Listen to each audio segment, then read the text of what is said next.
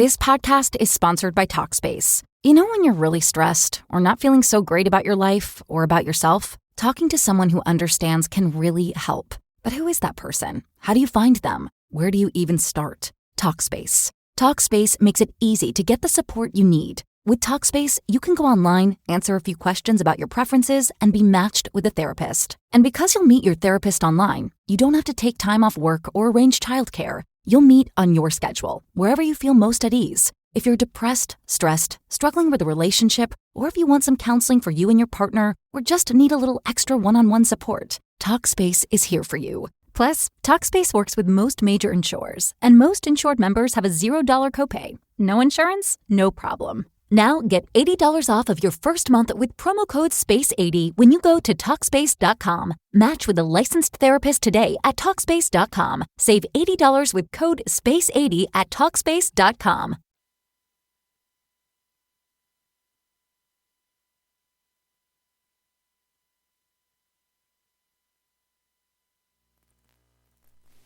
In a world where insanity reigns supreme and safety pin manufacturers are running out of metal for the diapers of the leftists, it's comforting to know an ancient, fat, long-haired, bearded reprobate has your mind in mind. Ladies and gentlemen, boys and girls, children of all ages, broadcasting behind enemy lines in occupied California, and despite every attempt by the SHR Media Network to revoke his shameless contract, we return to the bloviating Zeppelin's Berserk Bobcat Saloon. I have come here to chew bubble gum and kick ass. And I'm all out of bubble.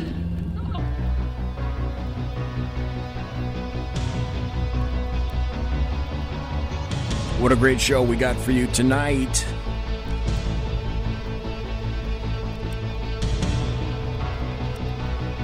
Welcome one and all. Last show before Christmas.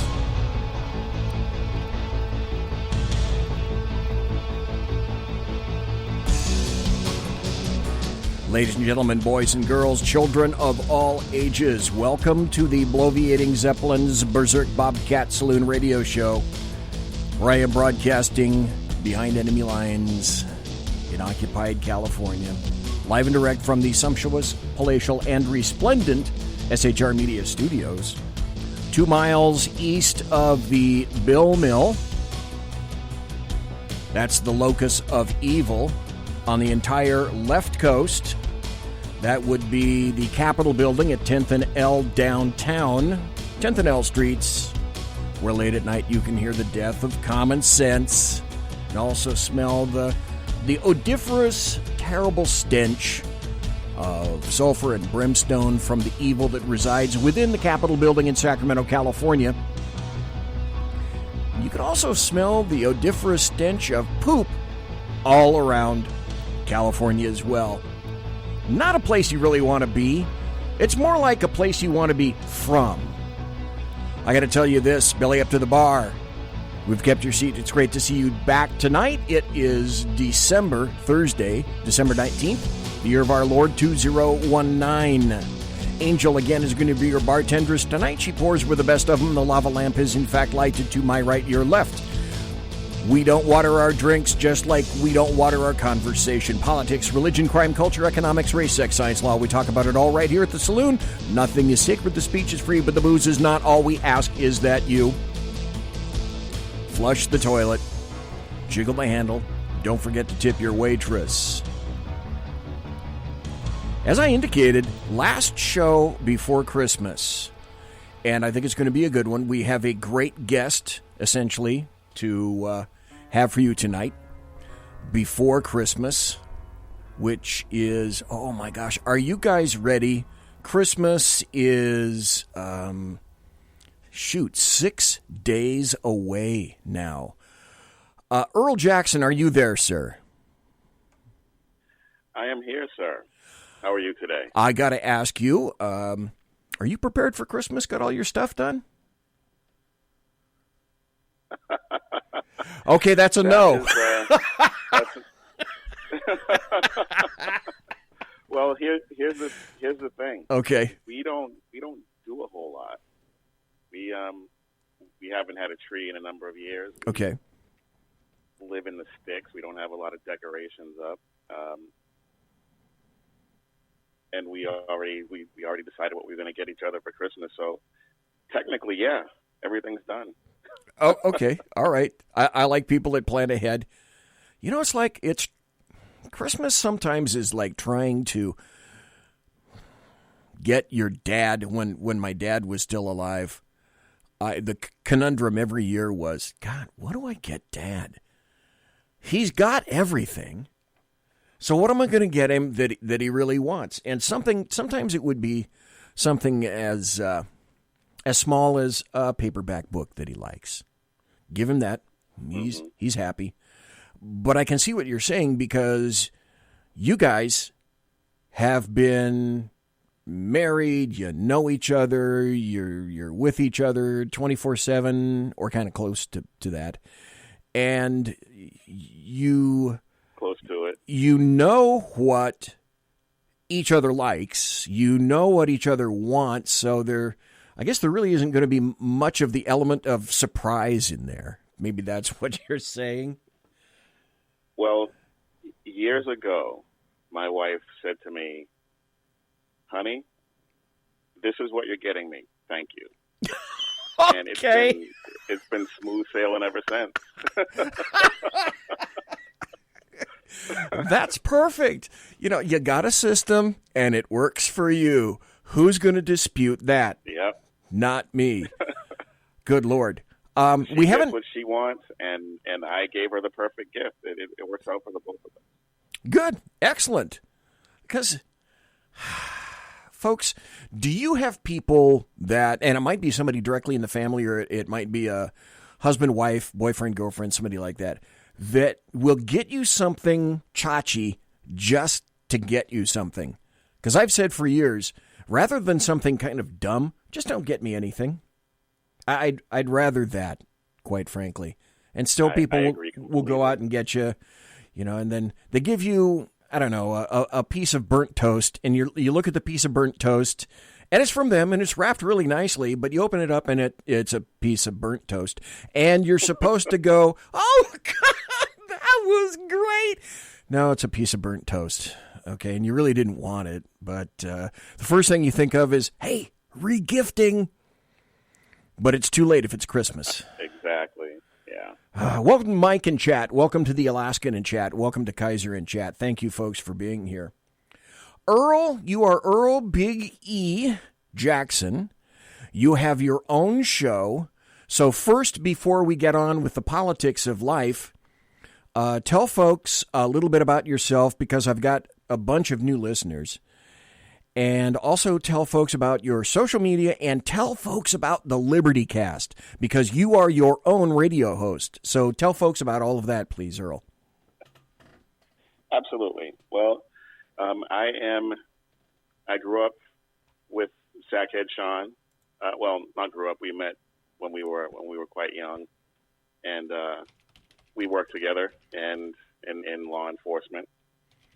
So I have that. This podcast is sponsored by Talkspace. You know when you're really stressed or not feeling so great about your life or about yourself? Talking to someone who understands can really help. But who is that person? How do you find them? Where do you even start? Talkspace. Talkspace makes it easy to get the support you need. With Talkspace, you can go online, answer a few questions about your preferences, and be matched with a therapist. And because you'll meet your therapist online, you don't have to take time off work or arrange childcare. You'll meet on your schedule, wherever you feel most at ease. If you're depressed, stressed, struggling with a relationship, or if you want some counseling for you and your partner, or just need a little extra one-on-one support, Talkspace is here for you. Plus, Talkspace works with most major insurers, and most insured members have a $0 copay. No insurance? No problem. Now get $80 off of your first month with promo code SPACE80 when you go to Talkspace.com. Match with a licensed therapist today at Talkspace.com. Save $80 with code SPACE80 at Talkspace.com. Background.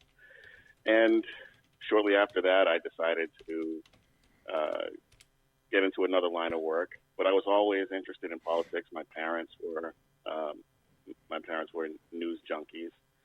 And so I was always interested. I grew up at the time of Jimmy Carter and Ronald Reagan, and I saw that transition and that dynamic. And that was when my conservative conservative leanings were pretty much solidified. And I grew up typical teenager, early 20s, not really paying attention, caring too much what was going on. And then something happened, and it just dawned on me that we're headed in a wrong direction. And so I started paying more attention, started following up on the things that I was somewhat taught in school, but never really,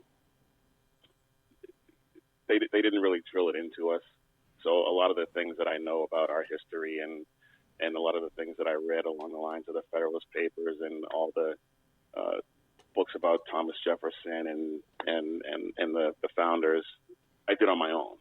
And so as I got older and I saw things were going on, I decided that I needed to let my voice be heard. And that was when the Liberty Cast came to be. And one of the things that I'm most passionate about is the Second Amendment and the Constitution in general, and the fact that our leaders are not really adhering to it, as we've seen over the past couple of years.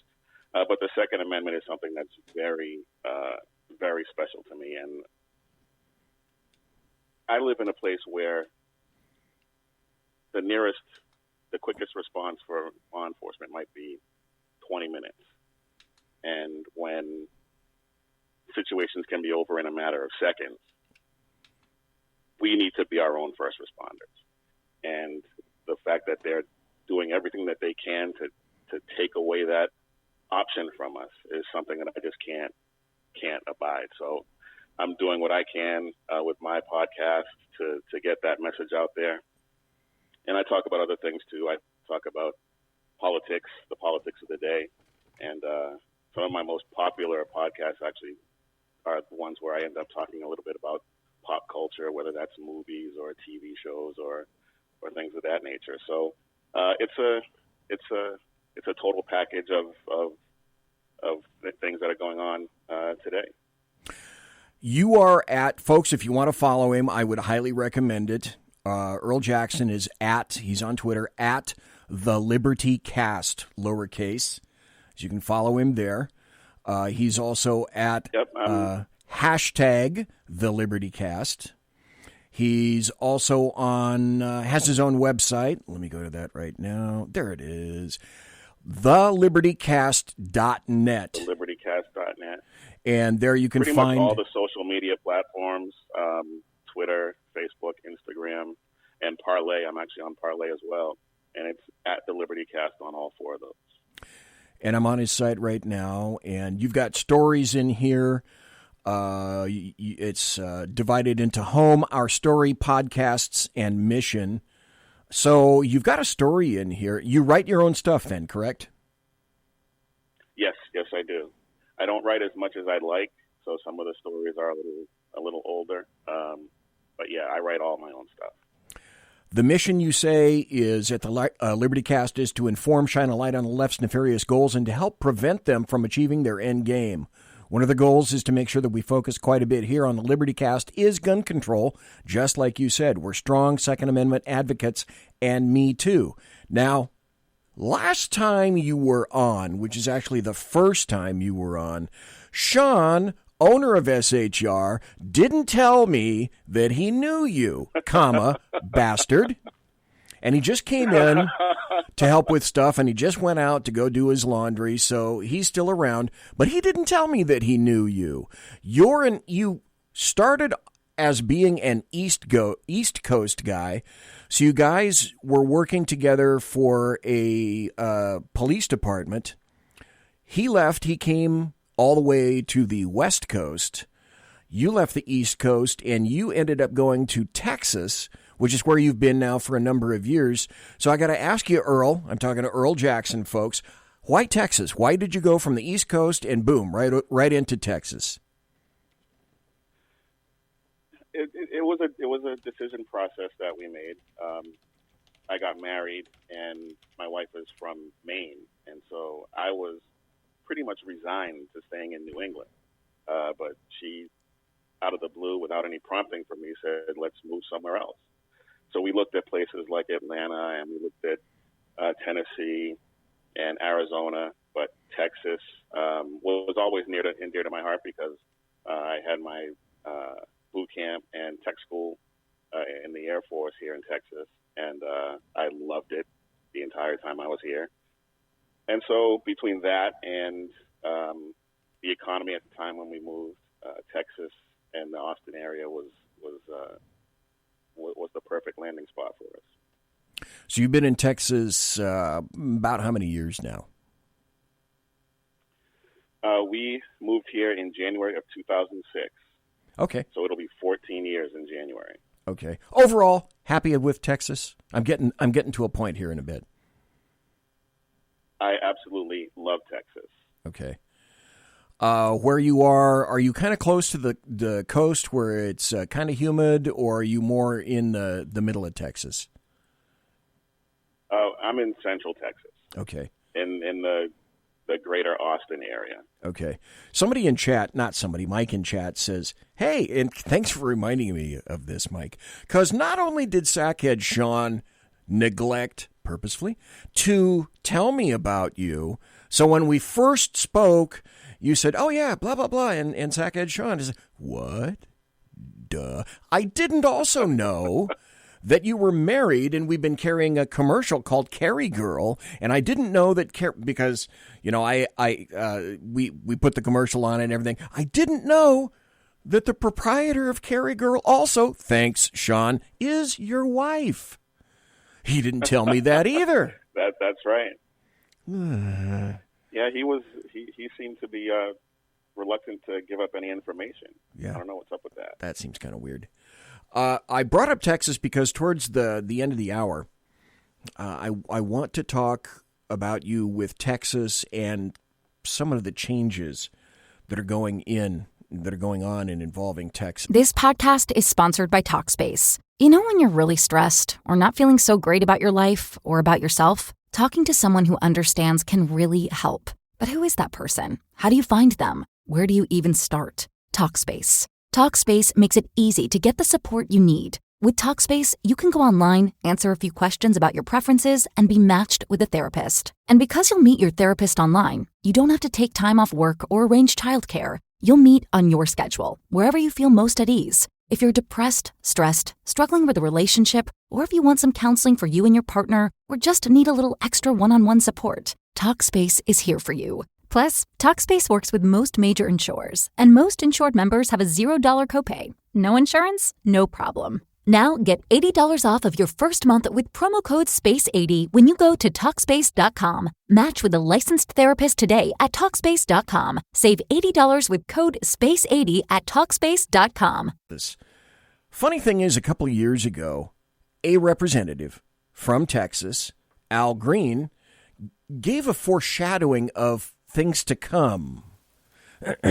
Congressman, are you concerned that impeachment talk may actually help the president's reelection?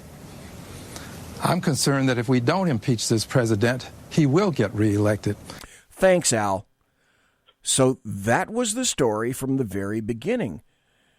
Then we had an impeachment. Yes, it was. We'll get into impeachment. And the impeachment allegedly was quid pro quo, bribery on behalf of the president because he allegedly threatened the president of Ukraine, holding back funds because of Hunter Biden, and it would affect Joe Biden.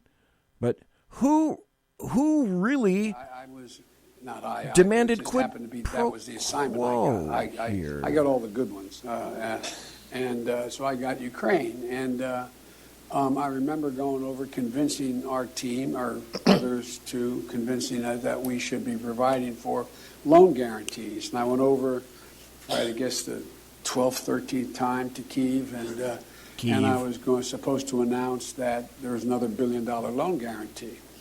And I had gotten a commitment from Poroshenko and from Yatsenyuk that they would take action against the state prosecutor, and they didn't. So they said they were walking out to the press conference. I said, no, I'm not going to, or we're not going to give you the $1 billion. They said, you have no authority. You're not the president. The president said. I said, call him. I said, I'm telling you, you're not getting $1 billion. I said, you're not getting $1 billion. I'm going to be leaving here. And I think it was, 6 hours? I said, I'm leaving in 6 hours. If the prosecutor's not fired, you're not getting the money. Well, son of a bitch. Got fired. Imagine that. Well, I have to ask you, Earl Jackson, we got the video, we got the goods on Joe Biden. Where's the video and the audio of President Trump threatening to withhold aid specifically to the president on Ukraine? I'm kind of curious if that exists. I have been trying to figure that out since this whole thing started. Once he released the transcripts, we all could read for ourselves what actually happened. And the people who compiled the transcript said that it is an exact representation of what happened in that conversation. Right. So if that's true, where's the quid pro quo? There is none. And the fact that they actually went through with this, well, we all knew they were going to anyway. I mean, they said 20 minutes into his presidency that it was time to impeach him. So this was a investigation looking for a crime. There was a guy in Russia under Stalin who was the head of the state police, and his name was Beria. And he said, and this is equally applicable here, I believe, show me the man, and I'll show you the crime. Yeah. The Democrats have said, we have our man, now we'll just identify the crime. As opposed to how it really should be is, well, there's the crime, now we're going to go look for suspects. And that, to me, tells you a great deal of what you want to know about the current state of politics in America these days. Well, we all know that Trump... It tells us everything. It tells us exactly everything. Trump was impeached yesterday by the House. Now, the question as to whether or not it's official, I'm of the mind that it's not, and there are a couple of people who support me on that, in terms of, and my point for saying that is, it has not yet been transmitted to the Senate. And yes, there is they have not delivered the articles to the Senate yet. That's correct. And so we had a vote in the House, and even in the House, it went kind of wonky. Trump was impeached on 2 articles. The first vote, which was 230 to 197, that was one about abuse of power. And that was almost entirely on a party line. All the Republicans voted against it. It was followed by that second vote, which was 229 to 198. And that was accusing the president of obstructing Congress. And the one vote difference was this guy, this Democrat, Jared Golden of Maine, who voted yes on abuse of power, but no on obstruction. And like I said, no Republicans voted against Trump. But the funny thing is, 2 Democrats, a guy named Jeff Van Drew, he's from New Jersey, and apparently he's going to be switching parties in the not too terribly distant future. And a guy named Colin Peterson of Minnesota, they voted with Republicans against both articles. And then Tulsi Gabbard, who is running for president right now, and I think she's setting up all her video and audio bites for 2024, because I think she's going to run again in 2024. She voted present on both articles. Mm-hmm. My question, and I'm really curious about your input, one of the articles was obstructing Congress. To me, that cannot occur because of the triumvirate of the judicial, executive, and legislative branch. They are all co-equal. So exactly, the president, another form of the 3 branches of government, was accused of obstructing Congress. Could the president, therefore, because if it's good for the goose, it should be good for the gander, can't the president then accuse Congress of obstructing him? It can't be one way. So I've really been curious about that. Of course. And that's a good point, because as the co-equal branches, they each have their own purviews. The president's purview is foreign policy. One of his purviews is foreign policy. It seems to me that Congress has been injecting themselves into his foreign policy agenda from the beginning. So, yeah, I completely agree with you that it is, he wouldn't do it, but it would be entirely legitimate for him to accuse them of obstructing his job. And continuing on with that theory, because goose and gander, if it's good for Congress, it should be good for every of the three branches of government. Couldn't Congress then theoretically say, I don't know, SCOTUS, you're obstructing Congress? We think the president is obstructing Congress. We can't obstruct ourselves, of course, because we're Congress. But it just, none of that makes sense to me. So that, well, I'm sorry, go ahead, sir. Well, it's the logical fallacy of their argument that he was obstructing Congress. Because if you take it to its logical conclusion, that's it. They could very well accuse the Supreme Court of obstructing them as well. Well, you should theoretically be, if they're co-equal branches of government. Yes, exactly. If you can accuse one branch of obstruction, then theoretically, what the hell? You should be allowed to accuse the other branch of obstruction. It doesn't make any sense. Overall, Earl Jackson of the Liberty Cast, owner and host of the Liberty Cast, just general thoughts about impeachment. This has been, when I hear people talk about how it's a dark day and it's the worst in recent memory and stuff like that, my first thought is that's a bit hyperbolic. But if you actually think about what they did, I think that's entirely accurate. Because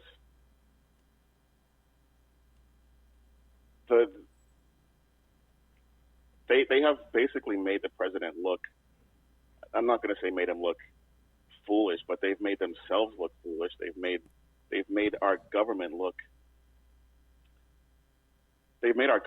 foolish on the world stage. And impeachment is never good for the country, no matter who it is. And it has to be predicated on something that is worth it. And this was a hoax from the very beginning. And I think the president can, if he's allowed to, well, I won't even say allowed to, because he's done a lot in the face of this nonsense that's gone on for the past 3 years. So I think he can pull us out of it. But it's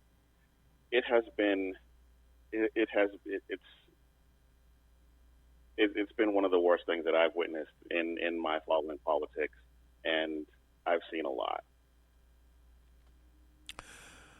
Rashida Tlaib, I don't know, 35 microseconds after stepping into Congress, said, absent knowing anything about Ukraine, absent knowing anything more about Congress, impeach the motherfucker. And the mouth of the West said essentially the same thing, Maxine Waters, since the microsecond, since January 20th of 2017. This is basically 13 seconds of Representative Doug Collins summarizing everything that's occurred up to this point. Madam Speaker, I was just amazed by what the chairman just said. If it was obviously that he violated the bribery statute clearly, then why didn't we add it as an article of impeachment? The reason why? It didn't. With that, I yield a minute and a half to the gentleman from Mississippi, Mr. Guest. So the obvious just became stated. If Trump engaged in bribery and quid pro quo, where was it? Did it exist?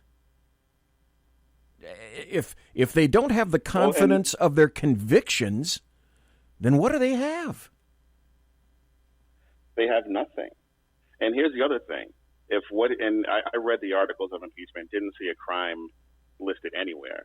But what they did say was that he is somehow a threat to national security. Right. If he's such a threat to national security, then why haven't they marched those orders, those articles of impeachment down to the Senate and got the process started for a trial in the Senate? And if he's such a danger, and demanded an immediate trial, it's ridiculous. It just proves that it has been nothing but a sham from the beginning. The Senate can do one of three things. The Senate can acquit. The Senate can hold a trial, or the Senate can dismiss. That is to say, like any other judge-like body, they can declare summary judgment, as in, we don't recognize this, and you know what, we're not going to even give it any credence. I got about 2 minutes before the bottom of the hour break. We're talking to Earl Jackson, host of his own podcast, The Liberty Cast, where you've got to go and find it. Oh, stop right there. Damn me. Let's emphasize again. Earl Jackson, The Liberty Cast. Where can people hear that, and on what days? The show usually gets posted on Sundays, Sunday evenings, sometimes Monday morning, depending on sometimes we have some technical issues. You know how that goes. Oh, yeah. Oh, God, Sunday evening, Monday morning. And you can find us at thelibertycast.net is the website. All the podcasts are on the podcast page. We're on Twitter, Facebook, Instagram, and Parlay at the Liberty Cast. And any podcast platform, iTunes, iHeartRadio, SoundCloud, we're on all of those popular platforms. So however you like to get your podcast, you can find us there. We're going to take a break. I'm talking to Earl Jackson. His podcast is The Liberty Cast. When we come back, I want to ask Earl a couple of questions. More questions, of course. You have to listen to the Liberty Cast. You have to go to thelibertycast.net to see all the stuff that's there. But I want to ask Earl when he gets back, okay, the House has allegedly impeached Trump. It may or may not get trotted over to the Senate. But I want to ask, okay, does it go over to the Senate? If it goes over to the Senate, what happens? And then what are Earl's thoughts about 2020? Has this helped or has this hindered President Donald John Trump, OMB, the guy with the dead orange cat on his head? One each. We'll be right back. Conservative media done right. You're listening to the SHR Media Network. For 50 years, I've seen the American people blinded by corrupt politicians, a lapdog media, and deceptive Islam. The one thing the elites fear is one man with a cane. I'm Dave Milner. Join me through Spreaker, iTunes, and SoundCloud, through SHR Media and the Western Free Radio Network, for half a century of experienced perspective on political and social issues, weekly. This podcast is sponsored by Talkspace. You know when you're really stressed or not feeling so great about your life or about yourself? Talking to someone who understands can really help. But who is that person? How do you find them? Where do you even start? Talkspace. Talkspace makes it easy to get the support you need. With Talkspace, you can go online, answer a few questions about your preferences, and be matched with a therapist. And because you'll meet your therapist online, you don't have to take time off work or arrange childcare. You'll meet on your schedule, wherever you feel most at ease. If you're depressed, stressed, struggling with a relationship, or if you want some counseling for you and your partner, or just need a little extra one-on-one support, Talkspace is here for you. Plus, Talkspace works with most major insurers, and most insured members have a $0 copay. No insurance? No problem. Now get $80 off of your first month with promo code SPACE80 when you go to Talkspace.com. Match with a licensed therapist today at Talkspace.com. Save $80 with code SPACE80 at Talkspace.com. I'm the Unpleasant Blind Guy. And catch me on Jeff Mitchell's EDL Radio on blogtalkradio.com. There's no surrender, ever. Because truth is not always pleasant. It's your business diva here, Melanie Collette. I am inviting you to a front row seat as I discuss some of the most intriguing details of wealth and finance with today's movers and shakers in the world of business. Listen in and discover financial truths on a global, domestic, and household scale. Uncover topics that will impact your wallet today and in the future. Money Talk with Melanie airs Monday through Friday, 5 p.m. East, 2 p.m. West, right here on SHR Media and High Plains Pundit Talk Radio. You can't afford to miss it. From a public locker inside a dilapidated Long Island rail station comes a show designed to piss off liberals using truth, facts, and ridicule. The Lid Radio Show, featuring the conservative voice from the People's Republic of New York, the Lid himself, Jeff Dunitz. Tune in every Wednesday at 2 p.m. Eastern, 11 a.m. Pacific on the SHR Media Network. Go to shrmedia.com. At Lid Radio, we fight for the truth, justice, and a good kosher T-bone. If you don't listen, Hillary Clinton might sneak into your bedroom in her housecoat late at night and blame you for her election loss. It's the Lid Radio Show with Jeff Dunitz.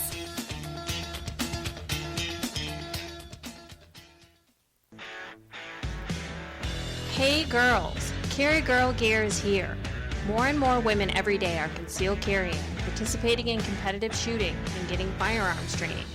It's not a boys club anymore, and we don't have to shop in their stores anymore either.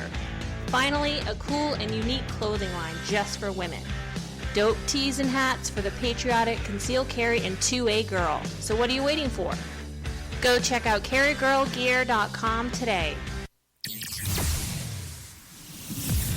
Broadcasting behind enemy lines in occupied California, a mere 2 miles from the state capital, the bloviating Zeppelin's Berserk Bobcat Saloon radio show can be heard every Tuesday and Thursday night at 8 p.m. Pacific and 11 p.m. Eastern, only on the SHR Media Network. Go to shrmedia.com to listen. You can also watch on the SHR Media Facebook page and the SHR Media YouTube channel. No goldfish were abused in the making of this ad.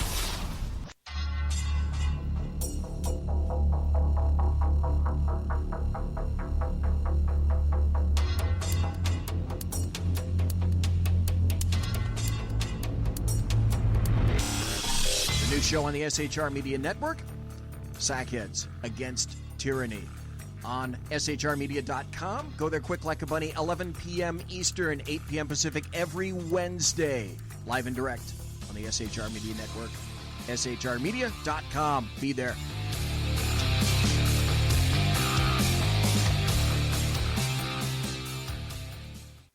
Hey, this is Michael Wright. And I'm Shannon Wright. Join us for The Right Way with Shannon and Mike, Monday through Thursday from 7 to 9 a.m. right here on SHR Media. Why are they joining us?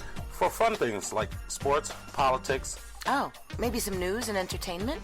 And all kinds of other things. Money and recipes and events, all kinds of stuff. Yeah, so join us Monday through Thursday, 7 to 9 a.m. here on shrmedia.com. Conservative media done right.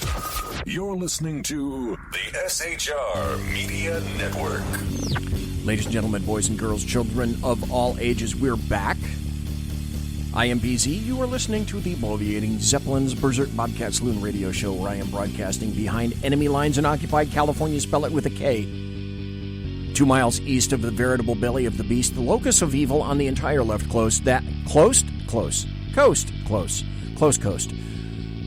The Capitol building in Sacramento, California at 10th and L Street. Tonight we've got Earl Jackson on. Before the break, I wanted to ask Earl, when we come back, okay, what do you think about impeachment? How do you think the proceedings are going to go now? Will Pelosi trot the whole case over to the Senate if she doesn't get it just perfectly wrapped? McConnell has the ability essentially to say, okay, where are they? Deme impeachment over here. And will this have an impact on the 2020 November 3rd election for the presidency? If so, is it deleterious? Is it positive? Is it negative? Earl Jackson, what are sort of your thoughts on that whole kerfuffle flurry of stuff? Well, I think we all knew, anyone paying attention knew they were going to find something to impeach him on. They were going to find something. We knew it was going to happen. It took 2.5 years, but they finally did it. The fact that they haven't delivered the articles to the Senate yet it tells us something about what they think they have, which they know they don't have anything. Yeah. Everybody who's paid attention to this knows they don't have anything.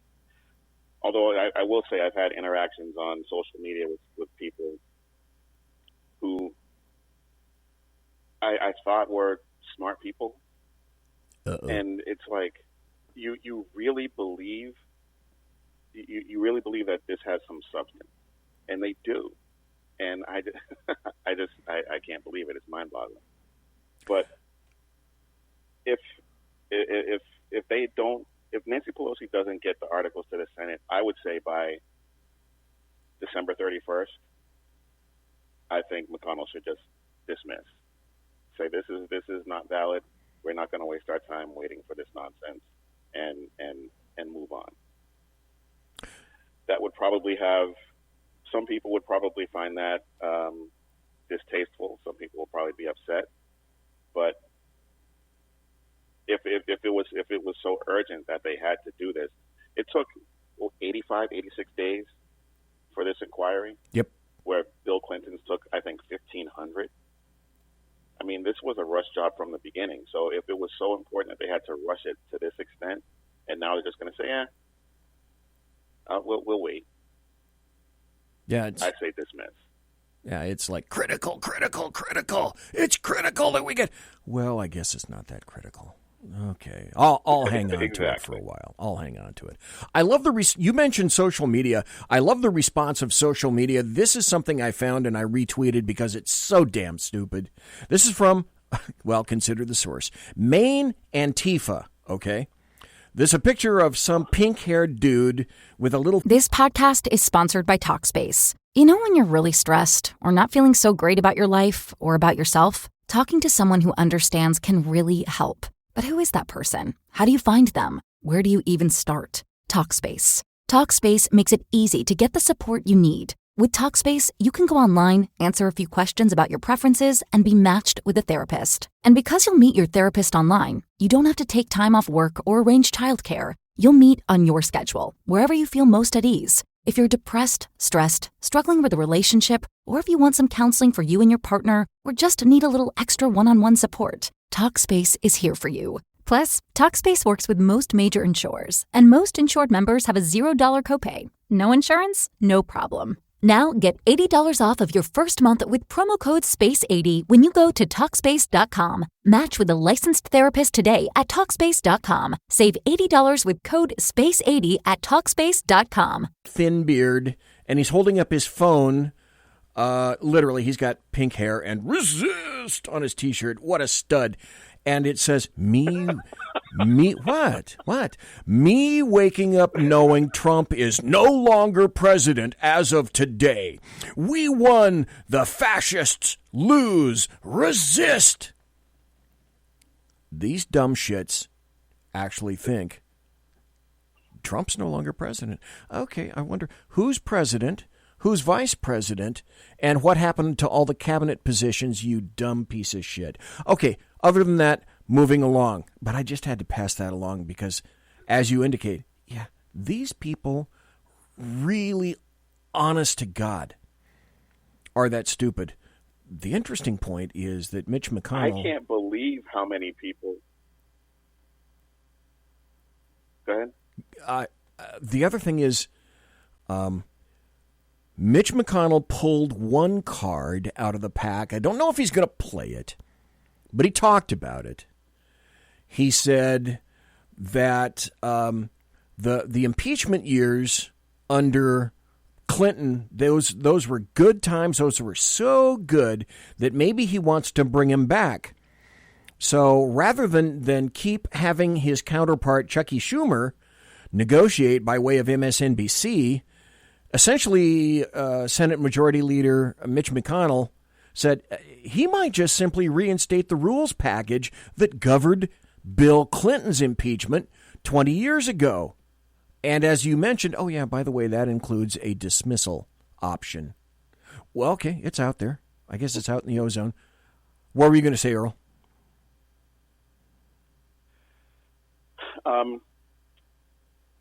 Well, going back to the social media aspect for just a quick second, I can't believe how many people actually thought that this was going to result in President Trump being removed from office after the House impeached him. I thought it was common knowledge. I thought everybody knew that it had to go to the Senate, but I couldn't believe how many people I saw that actually thought he was going to be walked out of the White House. Yeah, I actually... It's amazing. It is. It's amazing how stultifyingly stupid the bulk of millennials and Gen Zers are, and I'd have to throw it up to the bulk of the electorate. You know, they remind me of the Stegosaurus. The Stegosaurus had a brain the size of a walnut, and then it had a ganglion of nerves in its hips so that it could ensure that its rear legs would actually function. So to me, altogether way too many members of the electorate remind me quite glibly of the Stegosaurus. Having said that, though, and up to this point, what effect, Earl Jackson, do you think this is going to have on the election November 3rd in 2020 with regard to the presidency and, of course, OMB, the guy with the dead orange cat on his head? I think that they have helped Trump tremendously. I don't think that – I think they believe that they were, just by virtue of them repeating everything over and over again, that they were going to win some Republicans and erode the support that President Trump had. And they had the exact opposite effect. And I mean, across the board, I mean, black support for President Trump is up into I believe around 30%.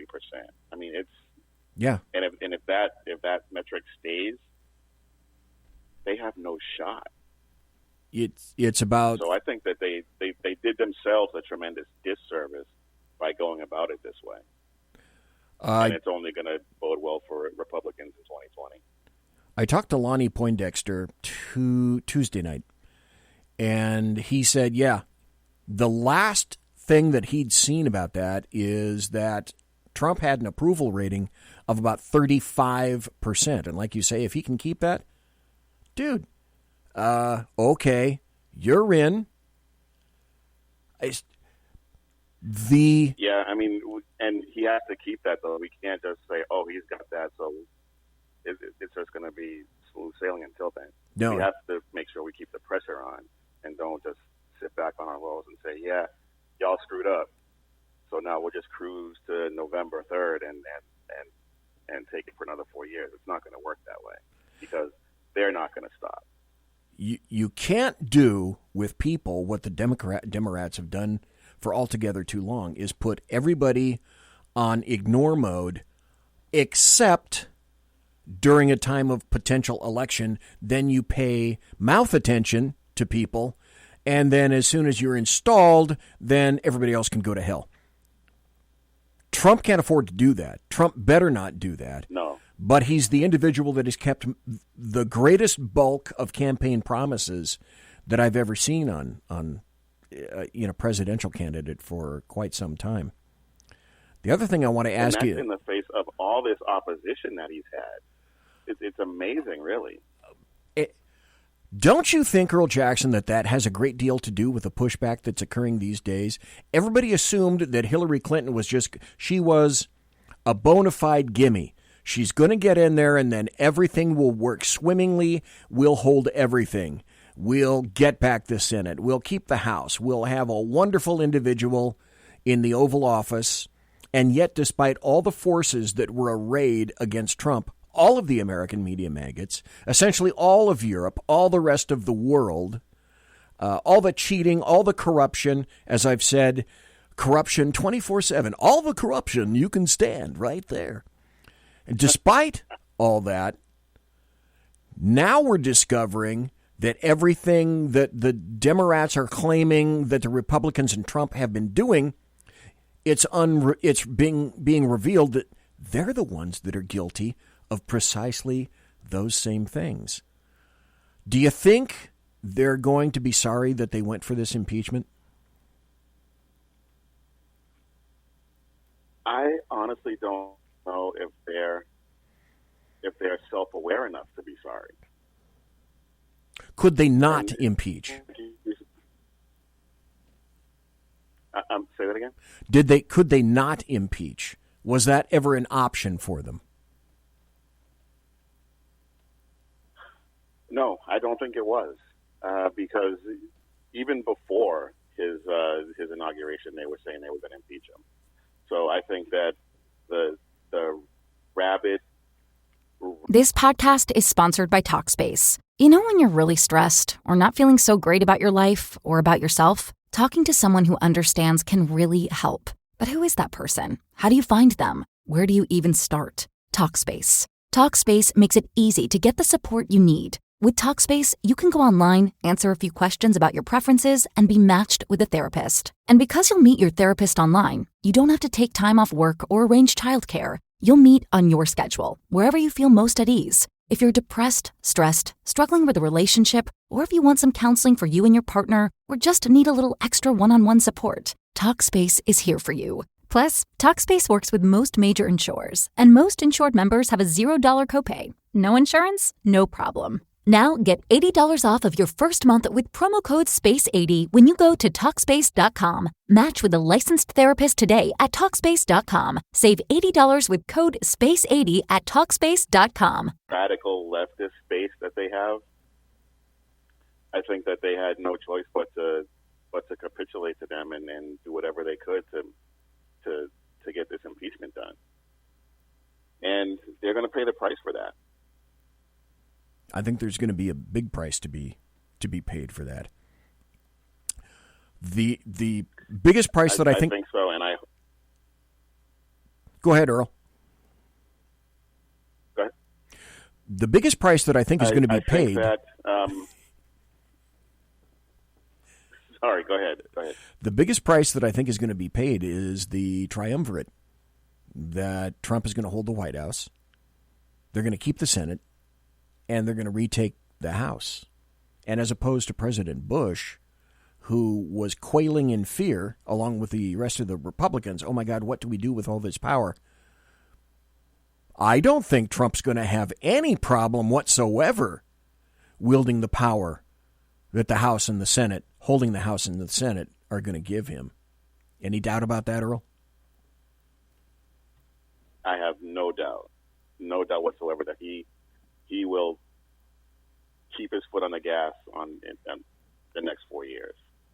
And I think that the combination of the leftist impeachment, the president continuing the success that he's enjoyed thus far, if that happens and there are no major issues with a recession or somehow something happens that he does have somewhat of a fall from grace, I think that the Democrats, as you put it, could be paying a price for the next 4 years after Trump's presidency, and even beyond that. Because if we continue this success, and the spending notwithstanding, that's a whole other issue. Oh God, but if yes. we can continue that success, people will be like, why would we want to have something? Why would we want socialism? When we're all doing so much better than we were 4, 8, 12 years ago. The Democrats opened the door, and I said some time ago, don't be surprised if everybody and his brother decides that they're going to rush through the open door. What I mean is this. I said, okay, then what you've essentially done, Democrats, is ensure that you will have hot and cold running impeachments from now in perpetuity. Then I saw a story from DavidHarrisJr.com, a very interesting story by a dude named Stephen Abel, and he wrote, Louis Gohmert, we're ready to impeach Joe Biden if he wins in 2020. So Louis Gohmert is now on record by saying that if Joe Biden wins in 2020, the Republicans are going to be ready to impeach him on day one. Goose gander. So if it works for the Democrats, shouldn't it theoretically work for the Republicans as well? Seems to me. Maybe it should. It should. It should. And I personally wouldn't have advised him to do that just yet. But, I mean, at some point the gloves have to come off because the Republicans they haven't fought the same way that the Democrats have over the years. And maybe it was a good thing that Louis Gohmert did that. Well, the idea, if nothing else, has to be placed out into the ozone. We got about 10 minutes left before the top of the hour. Absolutely. I want to ask you about Texas now and change gears. Texas is in the process, and that's one of the other reasons that I wanted to speak to you tonight. We're talking to Earl Jackson from the Liberty Cast, folks. Earl is a resident of Texas. Earl is a witness to what's going on in Texas. He's been there for at least a decade. So I saw this story and I thought, okay, does this apply to Texas in two aspects? Well, the story goes, New York Times, there's been a tidal wave of mass immigration, and essentially that ended up handing Virginia over to the Democrats. And we all know what's going on in Virginia with the Second Amendment, abortion, Governor Northam, blackface Northam, what a wonderful guy. But it helped to turn Virginia blue, and now they're going to have to suffer the consequences. So my question, Earl Jackson, to you tonight is, Texas has been historically red. People are saying, oh, we're going to turn Texas purple. Not only that, dudes, we're going to turn Texas blue. Well, Governor Rick Perry at the time came to California a number of years ago and tried to scoop businesses from California, always spell it with a K, into Texas. He was successful at that because Texas has a much more friendly business climate than does California, always spell it with a K. So a lot of businesses fled California because of taxes and went into Texas. The problem with that, of course, is that when you hoover all those people out of California, you also bring their mindsets with them. So, okay, Texas benefited from businesses and from lower taxes,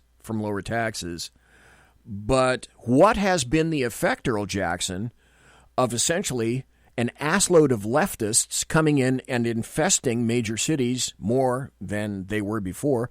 Dallas, Houston, Austin, etc. What's been the net effect of that, and how has that affected Texas, Earl Jackson? It hasn't. I don't think it's affected Texas as much as the left would like it to. Dallas has skewed left in recent times.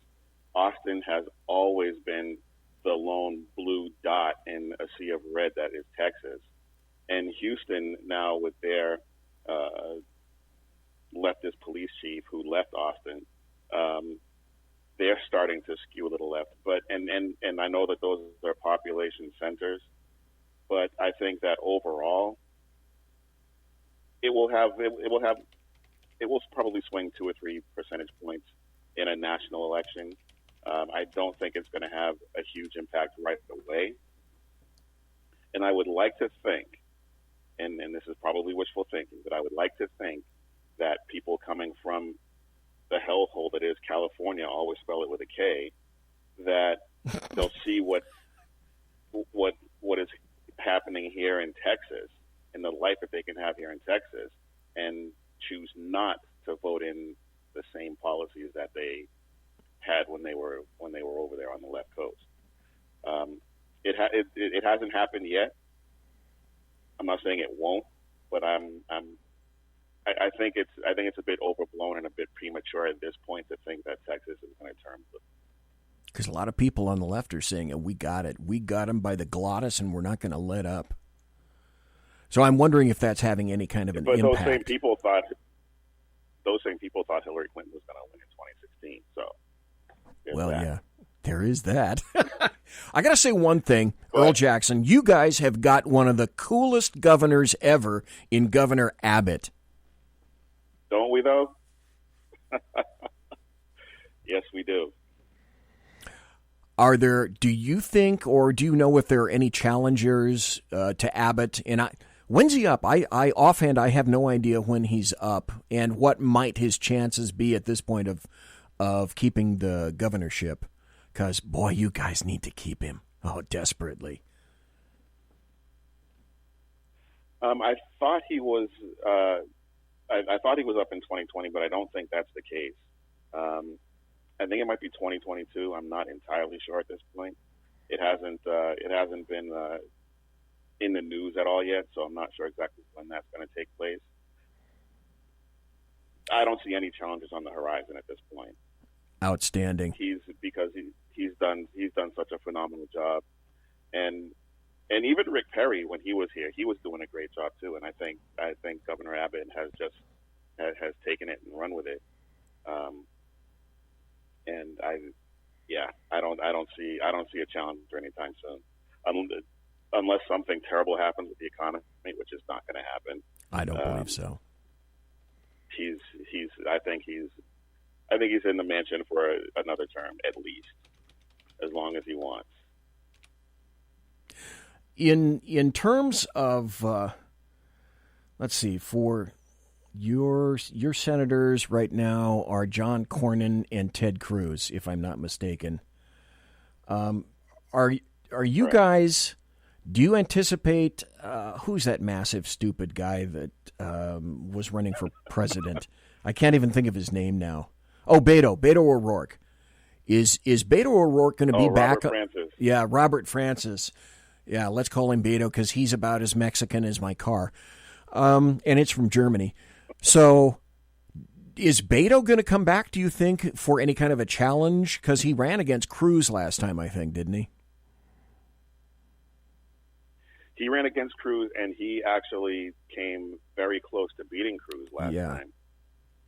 I think he has made such a fool of himself that I don't think he has any political capital left to spend. I think he's done. If you or Earl or anybody else want to do a good Beto O'Rourke imitation, think Keanu Reeves and then talk like him, like, dude, I'm like Beto O'Rourke, and I'm going to give you in Texas as much stuff as I possibly can. One more story before the end of the hour. This is out of Virginia. I don't ever seeing this happen. But this is how readily leftists will kick you to the curb. There was a chick, a social worker in Virginia, and folks found out, her administration found out that she had a concealed weapons permit. So she goes to Facebook and Twitter, and she shares that she was fired from her job in Virginia at the Roanoke City Social Services. She was escorted from the building by 3 police officers, not because she came to work with a gun, but because her employer found out that she had a CCW. That's how silly, stupid, and fattening it's getting in Virginia. So with regard to the Second Amendment, we got about 3 minutes left. Earl Jackson, can you kind of give us some insight as to how the Second Amendment is held and how it functions in Texas? The Second Amendment is one of the guiding principles here in Texas, except for places like Austin. Everyone here has a great respect, great reverence for the Second Amendment. I don't see anyone, even in Austin, I wouldn't see anyone getting fired from their job for having a license to carry. Virginia is just off the rails. I'm really happy to see what they're doing with their Second Amendment resolutions, and I think it's over 100 counties now, and but obviously I don't think Roanoke is one of them. No, but here in Texas, something like that would never happen.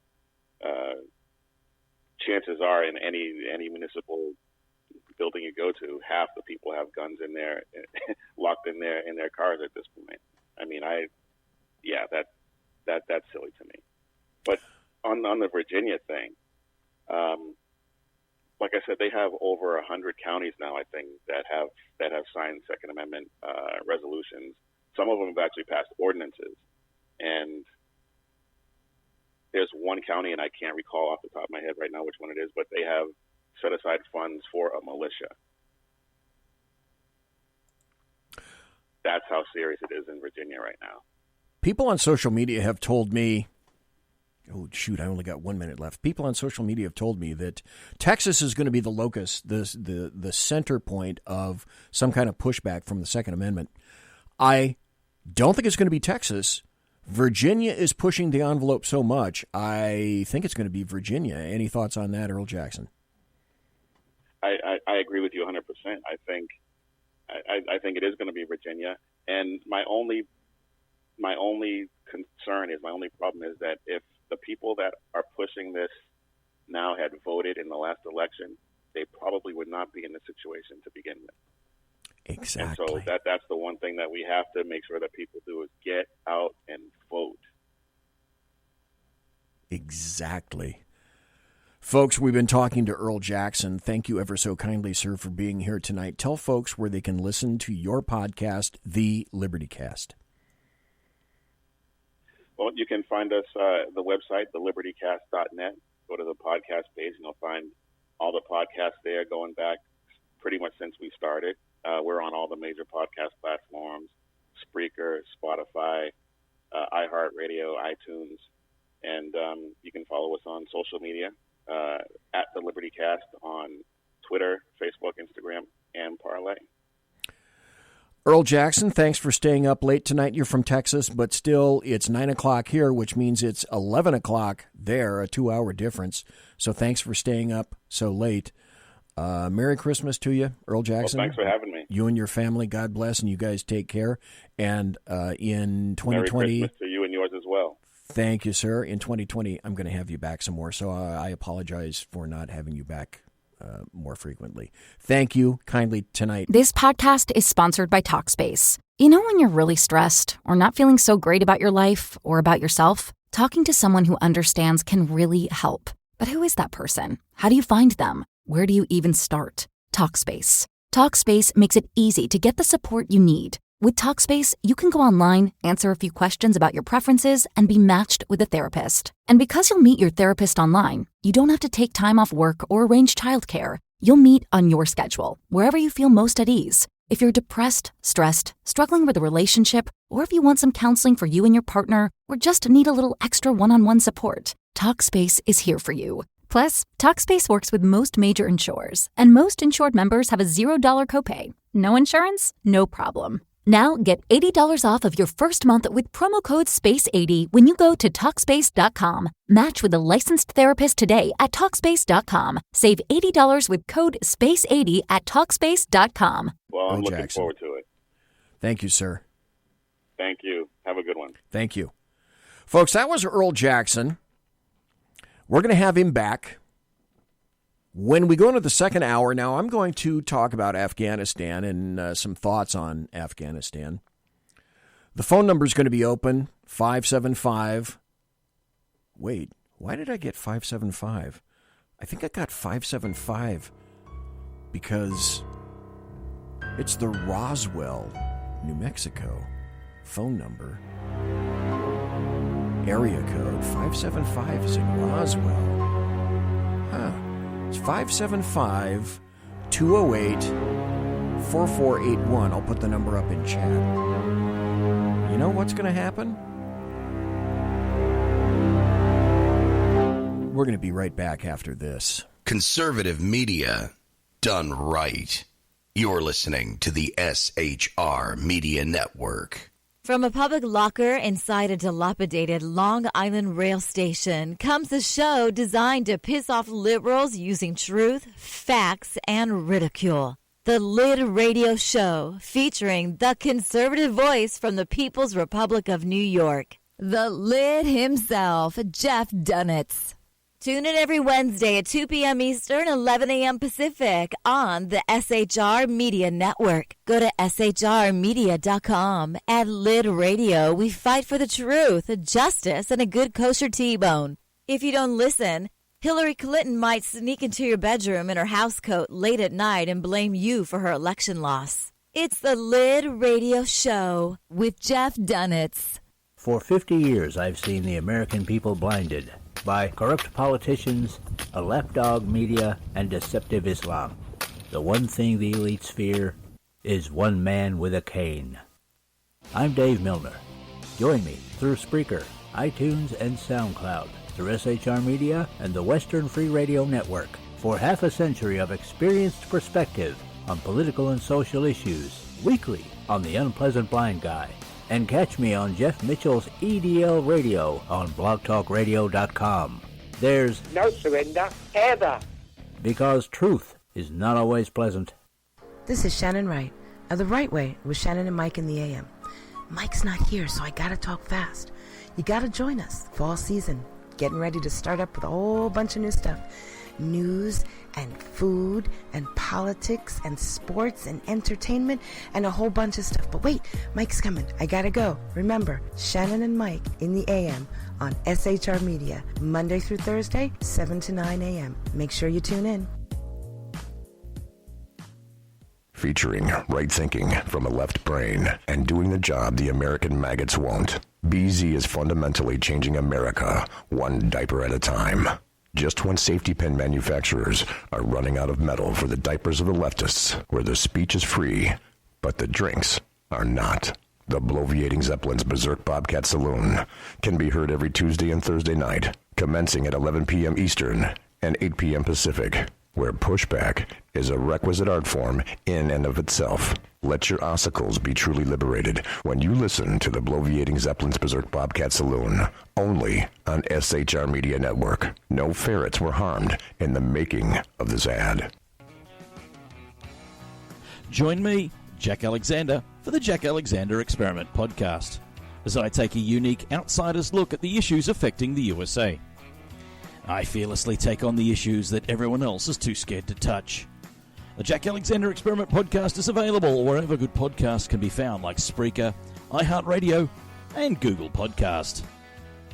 The Jack Alexander Experiment, because it's not a matter of left versus right, it's a matter of right versus wrong.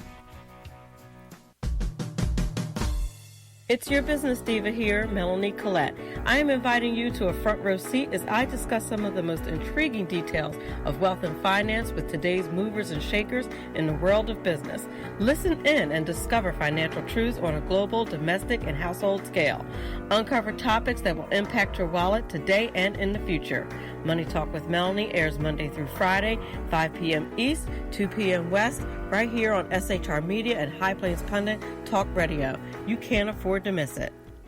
Featuring the effervescent contrarian Sackheads Clint, plus the unrestrained bulbosity of BZ, the Sackheads Against Tyranny is a real chat show.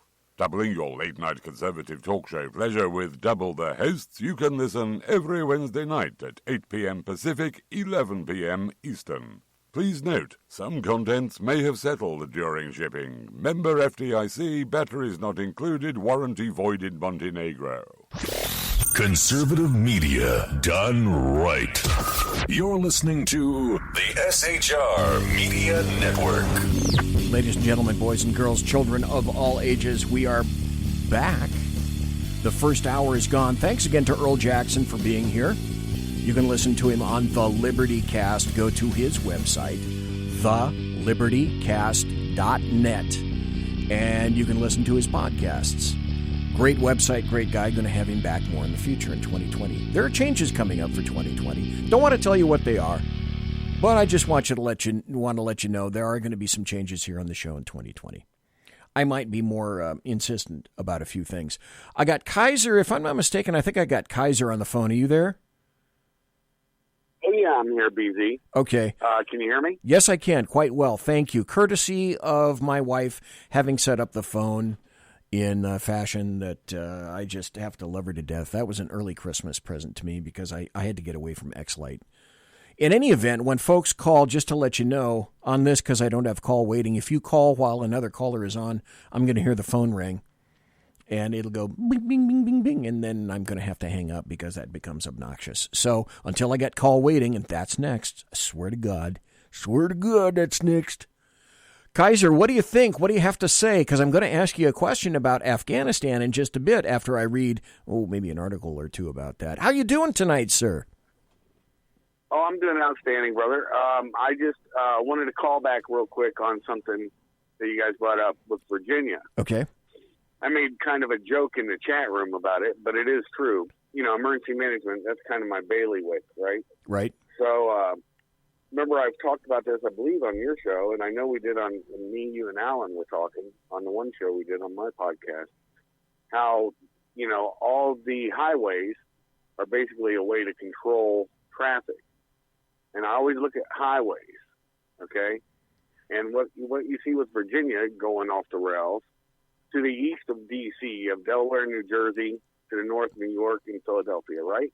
Going down 95. This podcast is sponsored by Talkspace. You know when you're really stressed or not feeling so great about your life or about yourself? Talking to someone who understands can really help. But who is that person? How do you find them? Where do you even start? Talkspace. Talkspace makes it easy to get the support you need. With Talkspace, you can go online, answer a few questions about your preferences, and be matched with a therapist. And because you'll meet your therapist online, you don't have to take time off work or arrange childcare. You'll meet on your schedule, wherever you feel most at ease. If you're depressed, stressed, struggling with a relationship, or if you want some counseling for you and your partner, or just need a little extra one-on-one support, Talkspace is here for you. Plus, Talkspace works with most major insurers, and most insured members have a $0 copay. No insurance? No problem. Now get $80 off of your first month with promo code SPACE80 when you go to Talkspace.com. Match with a licensed therapist today at Talkspace.com. Save $80 with code SPACE80 at Talkspace.com. Okay. Right? It goes right through Maryland in the north. Virginia controls the south. To the west, you have West Virginia, but that's a ways away. Same with Pennsylvania. Now, all those, look at Washington, D.C., and all those highway arteries. What is the easiest way to cut off D.C.? And remember what I said about a coup a long time ago. You need money, the military, and if you notice, the governor in Virginia said he'll use the National Guard to take people's guns. So this is just something to be mindful of. I'm not getting conspiratorial on it, but that's something I always point out to is look at the greater picture. And, you know, with the silliness going on that we have going on in D.C. right now, I don't think anything off the charts. So that's just my 2 cents on that. That's a little callback to what you guys are discussing. Okay. Yeah, so what do you want to talk about with Afghanistan, seeing I've just left there like a year ago? Okay. Folks, do you remember, I think it was the Washington Post, said U.S. officials misled the public on the Afghan war. They said we were devoid of a fundamental understanding of Afghanistan. We didn't know what we were doing, a senior American official is quoted as saying. And then if you also remember, a number of alleged military experts, unfortunately including General Mattis, decided that they couldn't stay at the White House any longer because it was Trump's policy and it was his stated policy from the very beginning. If we're not winning someplace, I'm going to pull my troops out. And there was a military kerfuffle. All sorts of military people came out of the woodwork and said, you evil orange-haired bastard, you can't do anything like that. So then, let's see, when did that story come out? December 9th, this month. The Washington Post came out, and there were a ton of documents that showing that U.S. officials basically systematically misled the American public about the war in Afghanistan during three presidential administrations. And that's what the Washington Post reported. They said that a senior U.S. official hid evidence and distorted statistics to make it look like the U.S. was kicking butt and taking names in Afghanistan, and claims that they showed there was basically no consensus on the war's objectives or how it was ever going to end. So the first thing after hearing that I think of is Russia. So I can't say it's a policy, but my thought is twofold. Number one, my first thought is, okay, you got me. I'm convinced, get the hell out of Afghanistan. The second one, just as the people who insist we keep our borders open and that we allow hot and cold running immigrants to run freely into the United States from, anywhere. My first thought about that is, okay, who in D.C. is getting paid off by the cartels to make sure that that's our policy and that we be as obstructionist as possible in various states, including California, always spell it with a K? Then I have to apply that potential policy and that thought into Afghanistan. Who are the people that are underlying the support of Afghanistan? How is the American government involved? And does it involve the opium poppy? How many people are getting paid off in D.C. because of, again, drug money? Kaiser, any thoughts? Yeah, on your first point, Afghanistan's a unique situation. And, I can call back all the way to when we were arming the Mujahideen.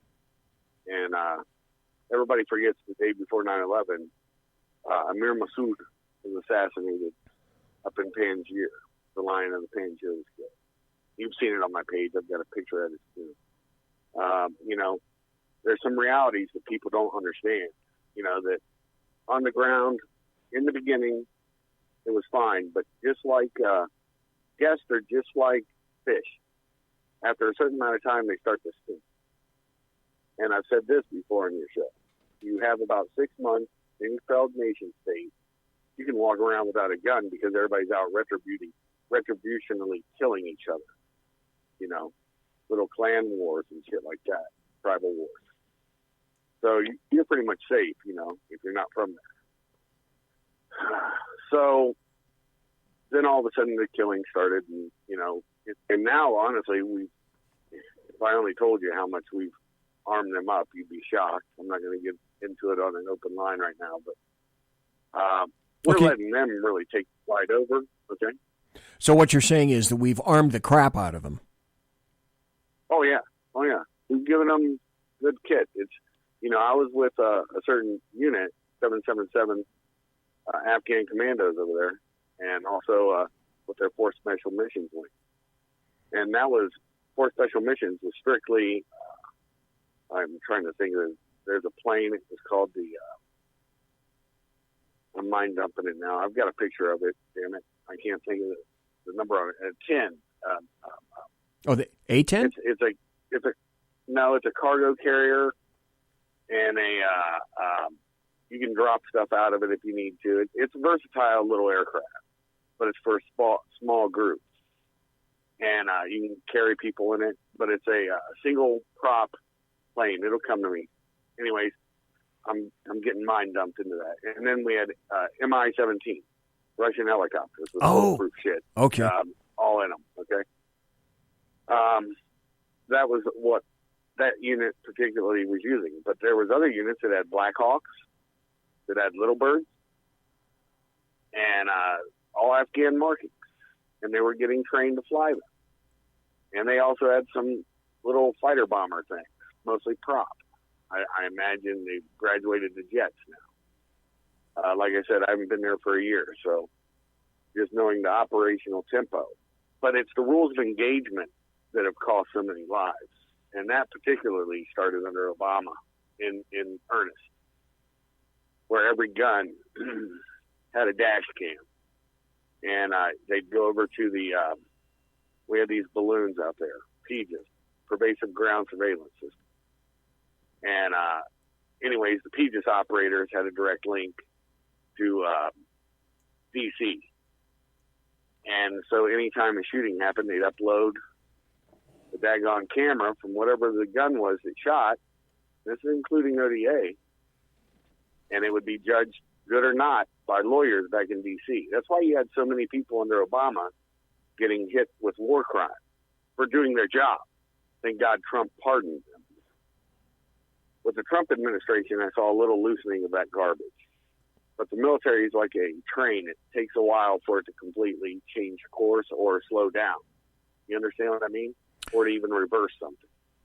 Yeah, and if you didn't see it, folks, there's an HBO documentary, I can't think of the title of it, about a lieutenant who went into Afghanistan and essentially said, because they'd been hit consistently by mujahideen dudes on bikes, on motorcycles, and in Europe that's very popular with terrorists, and in the Middle East that's very popular, and they themselves had been hit by people of a like nature. He gave a green light to do that, and he found himself in Leavenworth.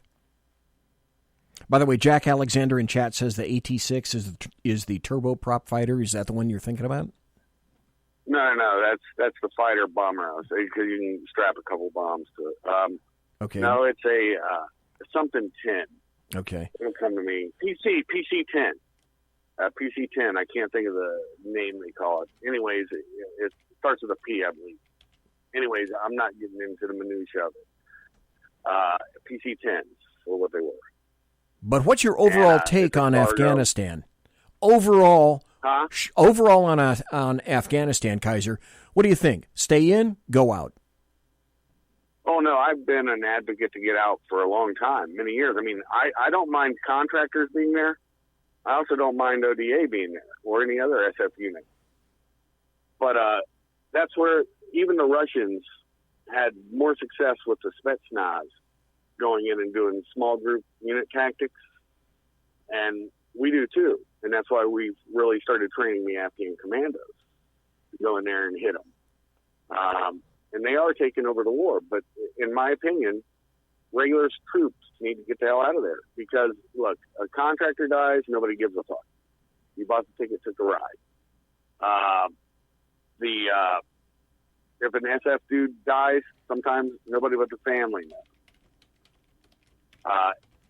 Every soldier or airman or sailor, marine, that causes, and it should cause the nation to think about whatever they're doing. But if you're going to fight a war like we're fighting there, which is a counterinsurgency, that's what it's become again, because they had 8 years under Obama to arm up again and just outweighed us, which they were going to do. We're spending too much blood and too much treasure there. So, yes, I agree with everybody to get the fuck out. Point two, okay. There's this guy named Douglas Lute, who's a three-star Army general. He served as, what was he? I guess you could call him like a war czar for Afghanistan under Bush and Obama. And there was I found a 2015 interview where he said, "We were devoid of a fundamental understanding of Afghanistan. We didn't know what we were doing." I mean, I can't find any more salient quote than that. So Washington Post gets just about 2,000 pages of documents, including what they say are notes of about 400 interviews with all sorts of military commanders and diplomats and aid workers and whatever would be the equivalent of some kind of an Afghan official. And after a 3-year legal battle under FOIA to find this information out. So then I have to ask myself, and I don't know if you know the answer, but I'm going to ask you it anyway, Kaiser.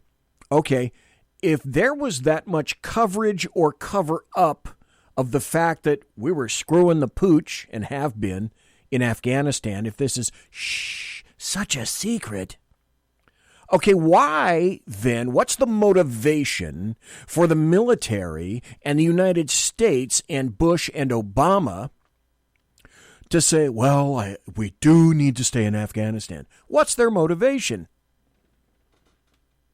Well, it's twofold.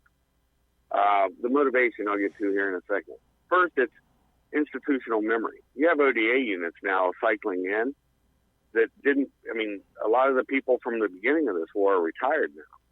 So you lose a lot of institutional memory with even within an SF unit, because they've cycled out. So like when the war first started in 2001, a lot of those dudes are out of the military now.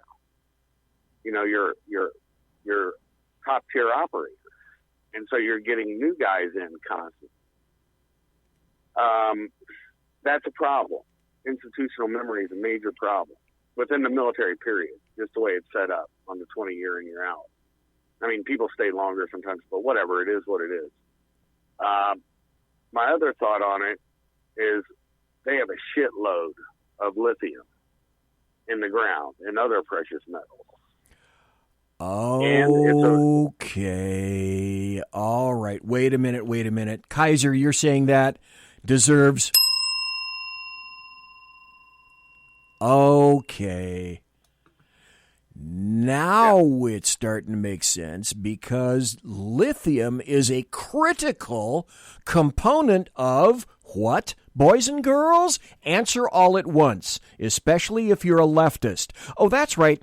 All the battery packs that are mandated by leftist states, like California, spell it with a K, to increase the amount of electric cars, though in California, when we pull the power because of wildfires, PG&E lighten our ass up, we need more lithium to make more electric cars. That's a really smart thing to do. Now I get it, Kaiser. Well, it's two-pronged, too. Also, the opium. That does play a role because it is our allies' basic cash crop, their number one cash crop, no matter what. I mean, there are DEA agents in Afghanistan still. Why are they there? And I can't really get into a lot of this stuff, but there's a reason they're there. There's a reason why I know that certain military units have guarded certain fields. But that's not something I want to get into right now. The other major factor is the turnover of presidents. You have no consistent policies. And that's a good thing and a bad thing for the U.S., okay? We don't have a consistent long-term policy. At least the Russians had a consistent long-term policy, but our CIA undermined them in there. So that's a truthful fact. And these are policy decisions. These are way above my pay grade, but I've been cycled in and out of there enough that I can tell you I've seen it firsthand how it affects the war on the ground. And, so for somebody to do one or two pumps in there and think they know what they're talking about, and they hit it at this time and at this time, even a 5-year interval, that's a long time because the situation, the tactics, everything changes. And even with as many times as I've cycled in, it's now 5 times I've cycled in and out of that damn place. And it always changes. And even the people change. Their techniques and tactics. And their equipment. I mean, now you got their commandos run around with M60s. And they also have our saws. And our M16s, our ARs. So the platforms are changing with them. There's just a lot to it, man, that it's kind of hard to describe, but there's a reality on the ground that unless you've been there and seen it and you see how the policies work. I mean, I remember going through Afghanistan, was it 2010? I was working for Democracy International and USAID. And I think it was McChrystal.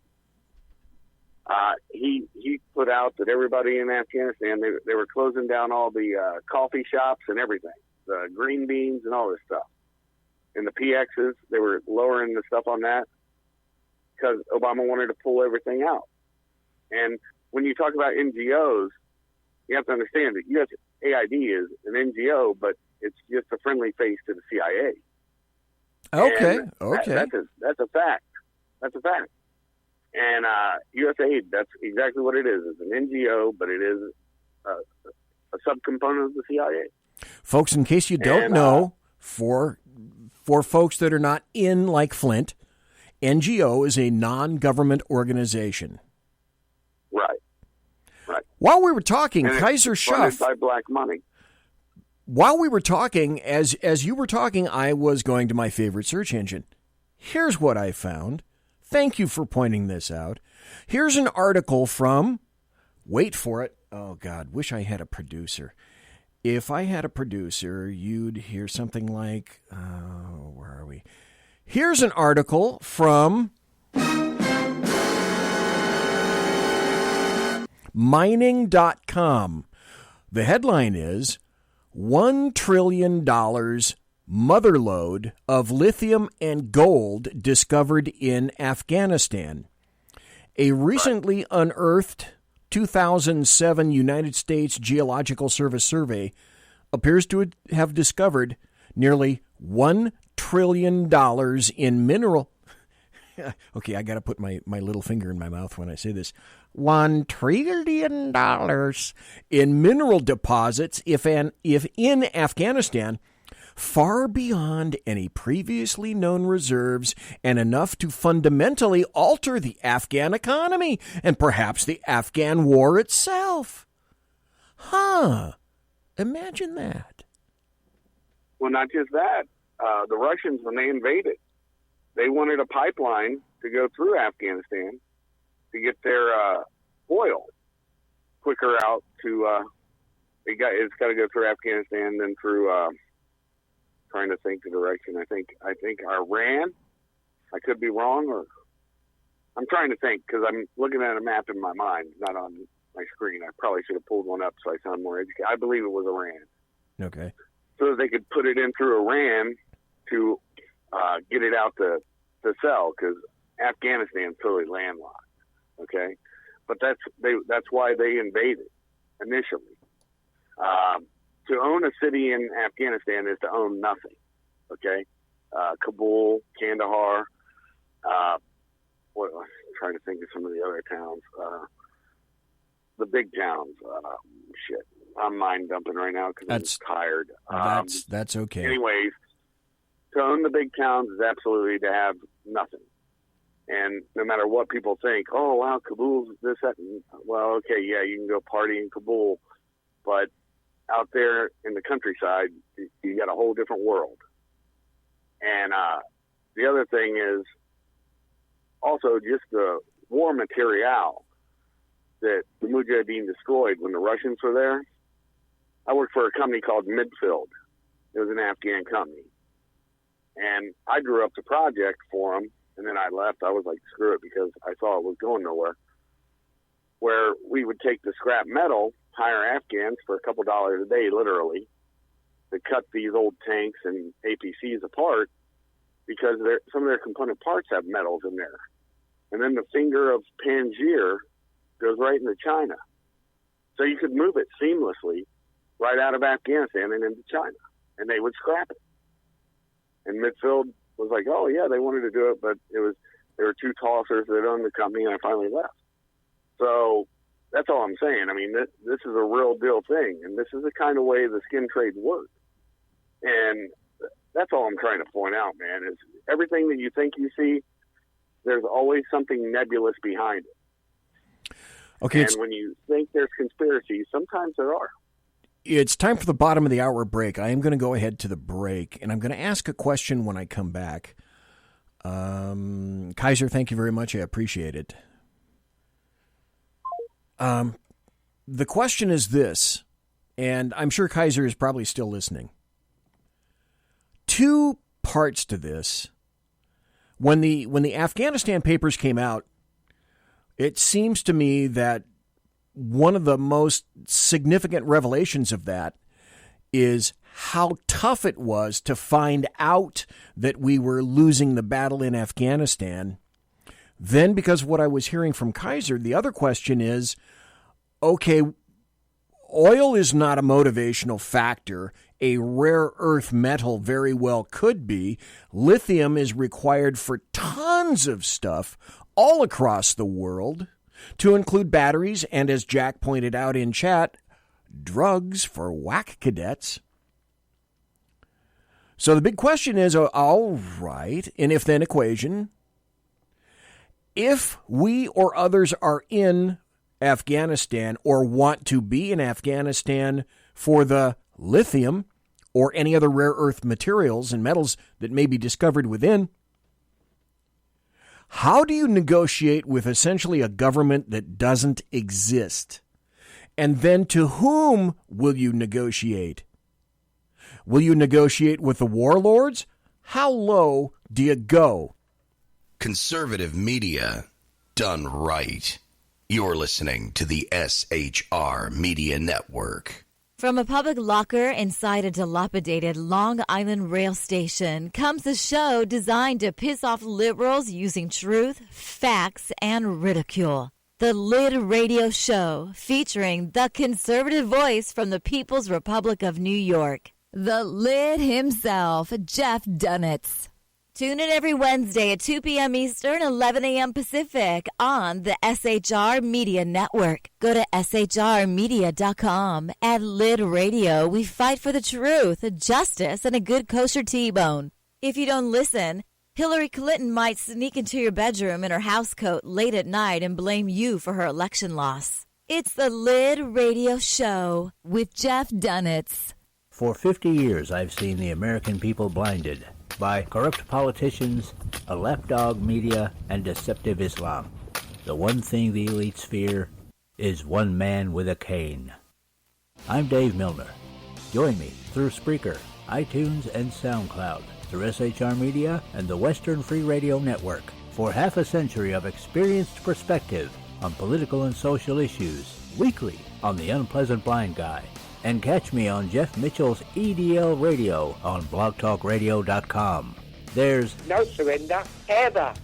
Because truth is not always pleasant. This is Shannon Wright of The Right Way with Shannon and Mike in the AM. Mike's not here, so I gotta talk fast. You gotta join us. Fall season.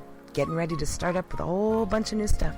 News and food and politics and sports and entertainment and a whole bunch of stuff. But wait, Mike's coming. I gotta go. Remember, Shannon and Mike in the AM on SHR Media, Monday through Thursday, 7 to 9 a.m. Make sure you tune in. Featuring right thinking from a left brain and doing the job the American maggots won't. BZ is fundamentally changing America, one diaper at a time. Just when safety pin manufacturers are running out of metal for the diapers of the leftists, where the speech is free, but the drinks are not. The Bloviating Zeppelin's Berserk Bobcat Saloon can be heard every Tuesday and Thursday night, commencing at 11 p.m. Eastern and 8 p.m. Pacific, where pushback is a requisite art form in and of itself. Let your ossicles be truly liberated when you listen to the Bloviating Zeppelin's Berserk Bobcat Saloon, only on SHR Media Network. No ferrets were harmed in the making of this ad. Join me, Jack Alexander, for the Jack Alexander Experiment podcast, as I take a unique outsider's look at the issues affecting the USA. I fearlessly take on the issues that everyone else is too scared to touch. The Jack Alexander Experiment podcast is available wherever good podcasts can be found, like Spreaker, iHeartRadio, and Google Podcast. The Jack Alexander Experiment, because it's not a matter of left versus right, it's a matter of right versus wrong. It's your business diva here, Melanie Collette. I am inviting you to a front row seat as I discuss some of the most intriguing details of wealth and finance with today's movers and shakers in the world of business. Listen in and discover financial truths on a global, domestic, and household scale. Uncover topics that will impact your wallet today and in the future. Money Talk with Melanie airs Monday through Friday, 5 p.m. East, 2 p.m. West, right here on SHR Media and High Plains Pundit Talk Radio. You can't afford to miss it. Featuring the effervescent contrarian sackheads Clint plus the unrestrained bulbosity of BZ, the Sackheads Against Tyranny is a real chat show. Doubling your late-night conservative talk show pleasure with double the hosts, you can listen every Wednesday night at 8 p.m. Pacific, 11 p.m. Eastern. Please note, some contents may have settled during shipping. Member FDIC, batteries not included, warranty void in Montenegro. Of course. Conservative media done right. You're listening to the SHR Media Network. Ladies and gentlemen, boys and girls, children of all ages, thanks for listening to the Bloviating Zeppelin's Berserk Bobcat Saloon radio show, live and direct right here from the sumptuous, palatial, and resplendent, not necessarily in that order, SHR Media Studios, where I am broadcasting behind enemy lines in occupied California. Always spell it with a damn K, mister. Still got some great audio cuts coming up. I've got so much stuff to play. This is going to be the last broadcast before Christmas. I could broadcast after Christmas. Christmas and New Year's today, this year, are Wednesday. So no sackheads for the next 2 weeks. And no one wants to listen to a radio show, on like New Year's Eve and Christmas Eve. So my Tuesday shows they're gone. And I don't think anybody's really going to want to be moved to listen to my show on Thursdays, because that's like after Christmas Day, and people are going to be out on their skateboards and their brand new cars and motorcycles and whatnot. So I don't think I'm going to be broadcasting next Thursday, because people are going to be having fun. They're going to be on their Christmas vacations, doing all sorts of stuff like that. So I don't think I'm going to be broadcasting Thursday after Christmas. I may be broadcasting the next Thursday, the day after New Year's. So from now, this is probably the last broadcast, unless I do it next Thursday, for 2019. Just to let everybody know, programming note, if I am going to be on, I will let everyone know. Going back to Afghanistan, the Washington Post published that article that basically indicated the U.S. government forces, the U.S. government officials have been lying to the public about the war in Afghanistan. And it was very interesting. There were a bunch of frank comments from U.S. military officials in that. There was an issue with, okay, what does victory look like? How long are we going to hang around in here? The public was, all this information was withdrawn and pulled from them. So why, though, would it take, some people are saying that the most significant revelation about all of this is the fact that it took 3 years and a massive blitz of FOIA requests to even unearth this information.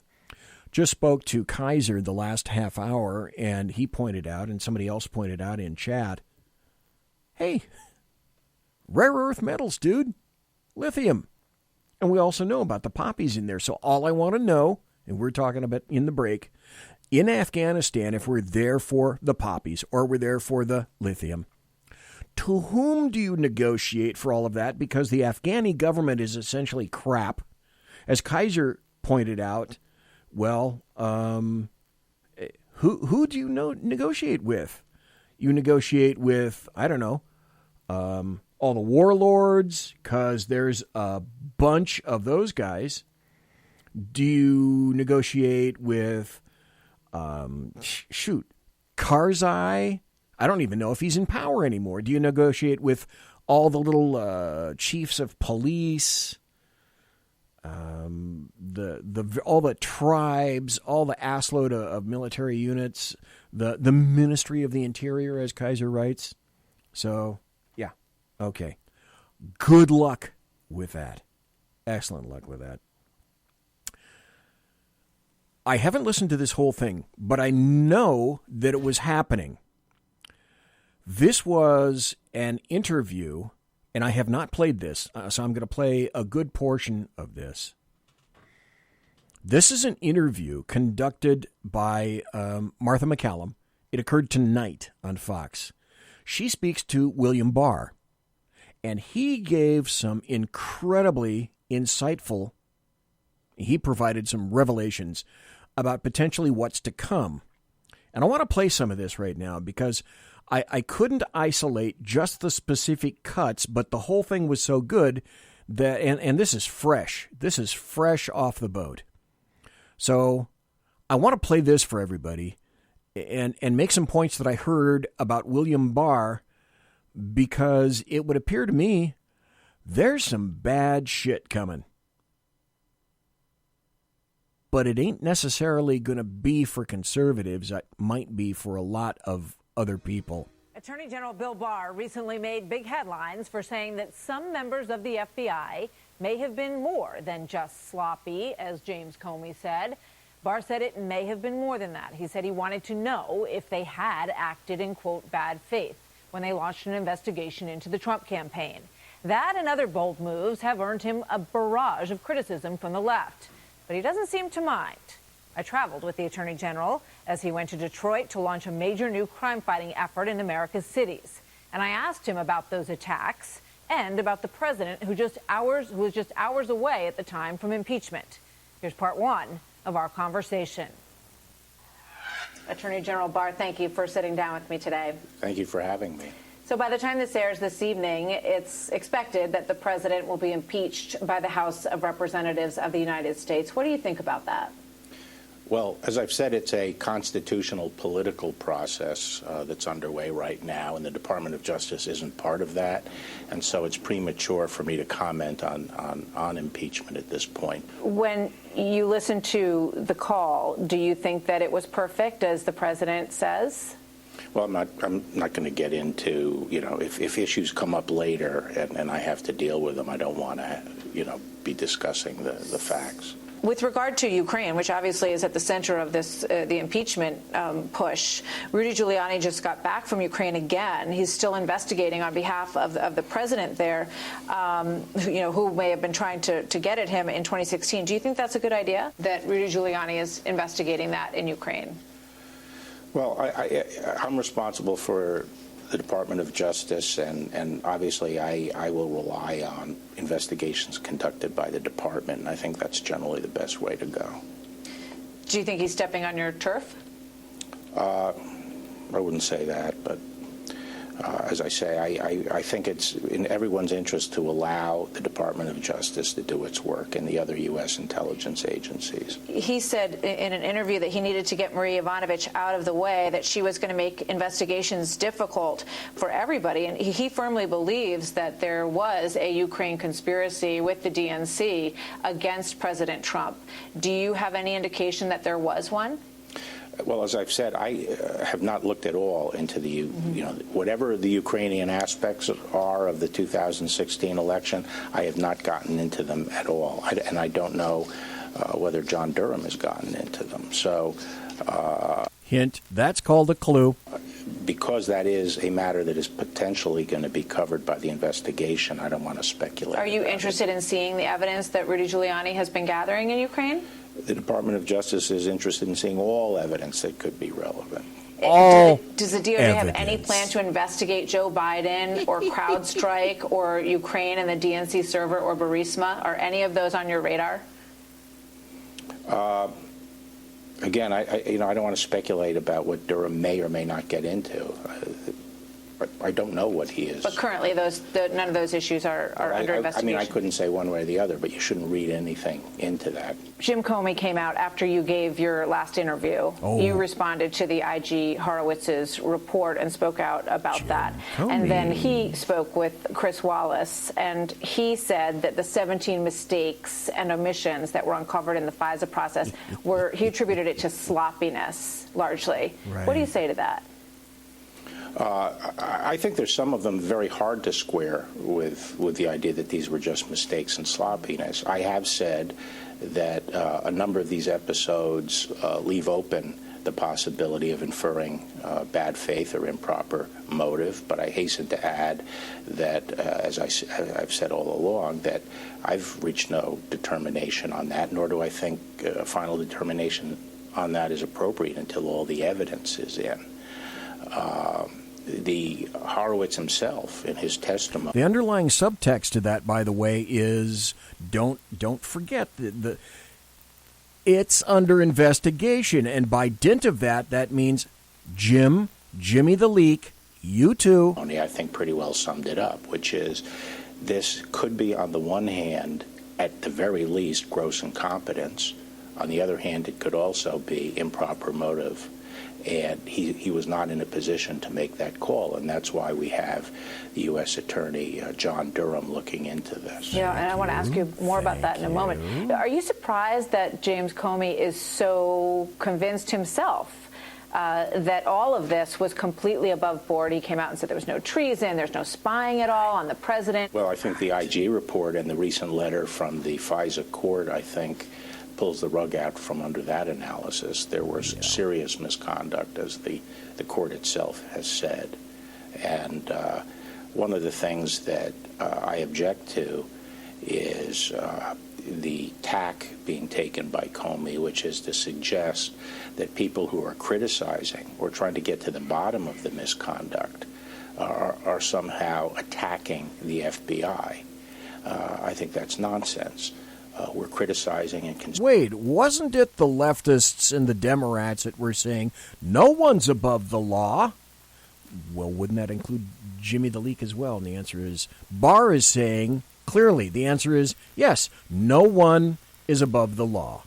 Very interesting. About misconduct by a few actors at the top of the FBI, and they should be criticized if they engaged in serious misconduct. That doesn't mean we're criticizing the FBI, and I think the tack of trying to wrap yourself in the institution and say, gee, people who are criticizing the decisions I made are attacking the institution. I notice people don't do that as far as I'm concerned. People feel free to criticize me, and I don't say, gee, you're attacking the honest men and women of the Department of Justice. I think leaders, have to own their decisions and are fair game if they make bad decisions. Hello. In the world of politics, that's a shot across the bow of Jimmy the Leak. I want you to listen to this piece of his interview with Chris Wallace and get your reaction. He does not have a factual basis as the Attorney General of the United States to be speculating that agents acted in bad faith. The facts just aren't there. Full stop. That doesn't make it any less consequential, any less important, but that's an irresponsible statement. He said that you made an irresponsible statement about these FBI individuals. Yeah. Well, as I said, I made the same statement effectively and substantively as the Inspector General, which is there are unexplained misconduct that it just can't be easily explained as to what was going on there. And as he said, it could involve bad motive, and he was not in a position, given the limited scope he has, of making that final determination. So it's not speculation, but I think there are episodes there that simply cannot be squared with innocent mistakes, and I think people have to come to terms with Were you surprised that he seemed to give himself such distance from the entire operation? As a director sitting on top of an organization of 38,000 people, you can't run an investigation that's 7 layers below you. You have to leave it to the career professionals to do. Do you believe that? No. Okay, stop. This is great. This is Barr. This is a massive backhand by William Barr to James Comey. Listen to what Comey said. He's essentially saying, I'm not responsible. I didn't know what was going on with Strzok Page, the investigation, and the FISA application. Bull fucking shit. Of making that final determination. So it's not speculation, but I think there are episodes there that simply cannot be squared with innocent mistakes, and I think people have to come to terms with. Were you surprised that he seemed to give himself such distance from the entire operation? As a director sitting on top of an organization of 38,000 people, you can't run an investigation that's 7 layers below you. You have to leave it to the career professionals to do. Do you believe that? No. I think that one of the problems with what happened was precisely that they pulled the investigation up to the executive floors, and it was run and bird-dogged by a very small group of very high-level officials. Stop. This is the point that I'm trying to make, just as I made with Barack Hussein Obama. Do you think Obama was not in the loop when this was occurring through his administration, that he was setting up a minefield for President Trump at the very last second because everyone was pretty much predominantly assuming that it was going to be Hillary Clinton. So then that comes back to the Strzok and Page texts on FBI equipment, phones, indicating, well, we have an insurance policy, meaning just in case Hillary Clinton loses, despite the fact we're cheating like fuck to get Hillary Clinton in there, we've got an insurance policy back in place. Anyone who's more mature than a 4-year-old knows that Barack Hussein Obama knew exactly what the hell was happening all around him. And you cannot convince me, having worked for the FBI myself, that James Comey, well, I'm James Comey, 6'8" of bullshit, that I had no interest in keeping my finger in knowing what was likely the most critical political investigation of his entire career, absent the crap that occurred with Hillary Clinton. That's why I don't believe James Comey. James Comey's asshole his sphincter should be watertight right about now. Because essentially what William Barr is saying is, Jimmy the Leak, I don't believe your bullshit. Number two, I've sent a nice pit bull after you and slamming the gate after yourself and then saying that you're inviolate, I have King's X. That isn't going to play. And Billy Barr, I think he's coming after you, Jimmy. Yeah. That's not going to work. That's not going to work at all. Director sitting on top of an organization of 38,000 people. You can't run an investigation that's 7 layers below you. You have to leave it to the career professionals to do. Do you believe that? No. I think that one of the problems with what happened was precisely that they pulled the investigation up to the executive floors, and it was run and bird-dogged by a very small group of very high-level officials. And the idea that this was 7 layers below him is simply not true. He also said that he told the president 3 times that he was not the target of the investigation. It ain't Taco Do you Bell. believe, based on what we know now, that the president was not the target of Crossfire Hurricane or wasn't one of them? Well, I think effectively the president was being investigated. They were investigating the Trump campaign and Trump associates.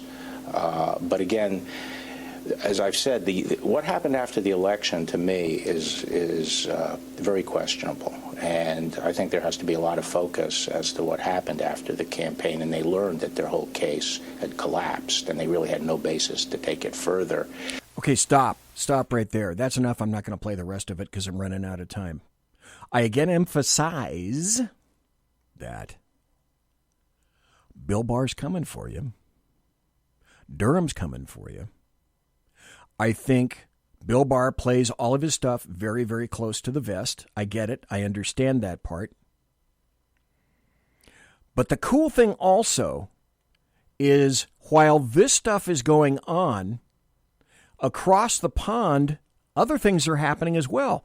Similar things. Here's Katie Hopkins. I'm reminded, of course, of Brexit here in the UK, where British people voted for something 3.5 years ago, and our politicians and our establishment and the elite decided that we got the wrong answer too.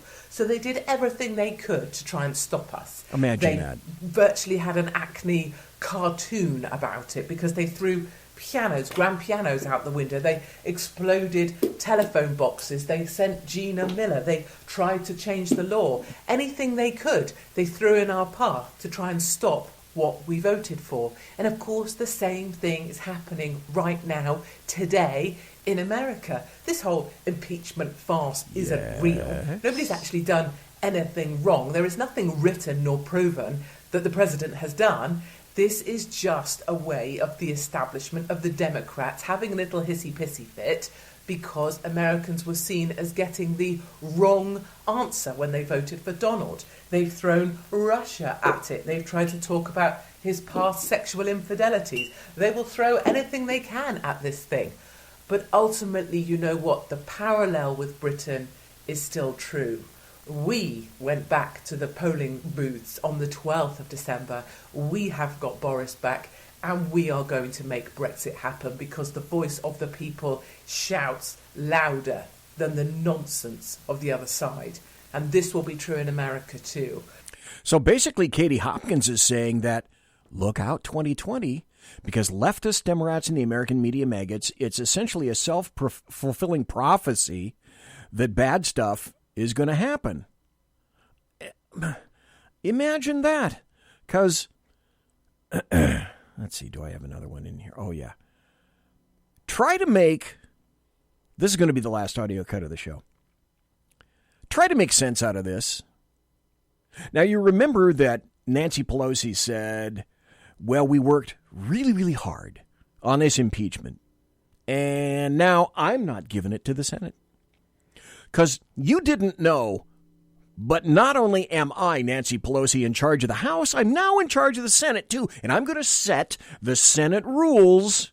And I'm not going to ship you this beautiful package that we've worked so long and hard for over to you unless I get everything perfect, because there is no separation of powers. I, Nancy Pelosi, run it all.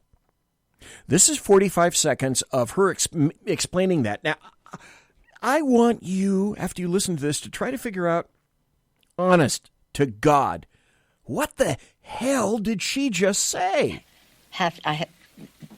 When we bring the bill, which is, just so you know, there's a bill made in order by the Rules Committee that we can call up at any time in order to send it over to the Senate and to have the provisions in there to pay for the impeachment, and then the next step, the whatever you want to call it, the trial. That is where you put the managers. I was not prepared to put the managers in that bill yet because we don't know the arena that we are in. Frankly, I don't care what the Republicans say. Any other questions? Not on this subject. I've said this is it. I honored Nancy. Yeah. Okay. That's how that gibberish she said, that's how that was interpreted. We're not handing it over to the sentence. But what was that? What did she say?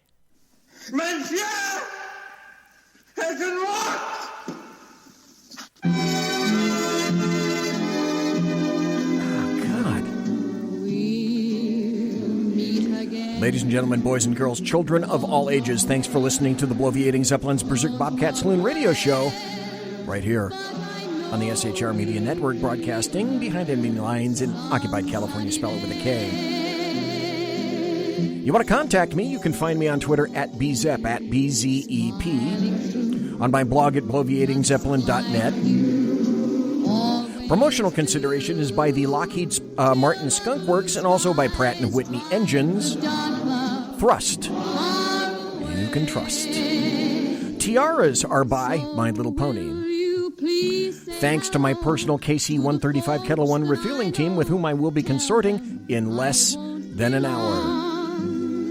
And thanks to everybody else for being so kind to listen live. Thanks to Earl Jackson for being here for the first hour. Thanks to everybody in chat. Thanks to everybody who listens to the podcast. Merry Christmas to everybody. Have a great Christmas. I might see you the day after Christmas. Don't know yet. God bless. Take care. Be safe. Have a great and wonderful weekend. Have a great and wonderful Christmas.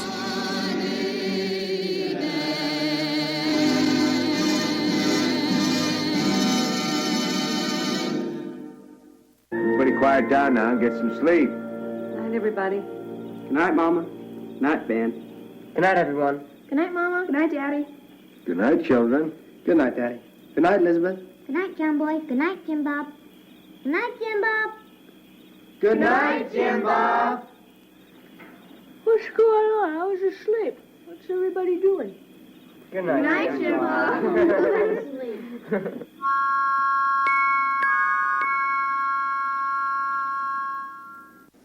Good night, and good luck.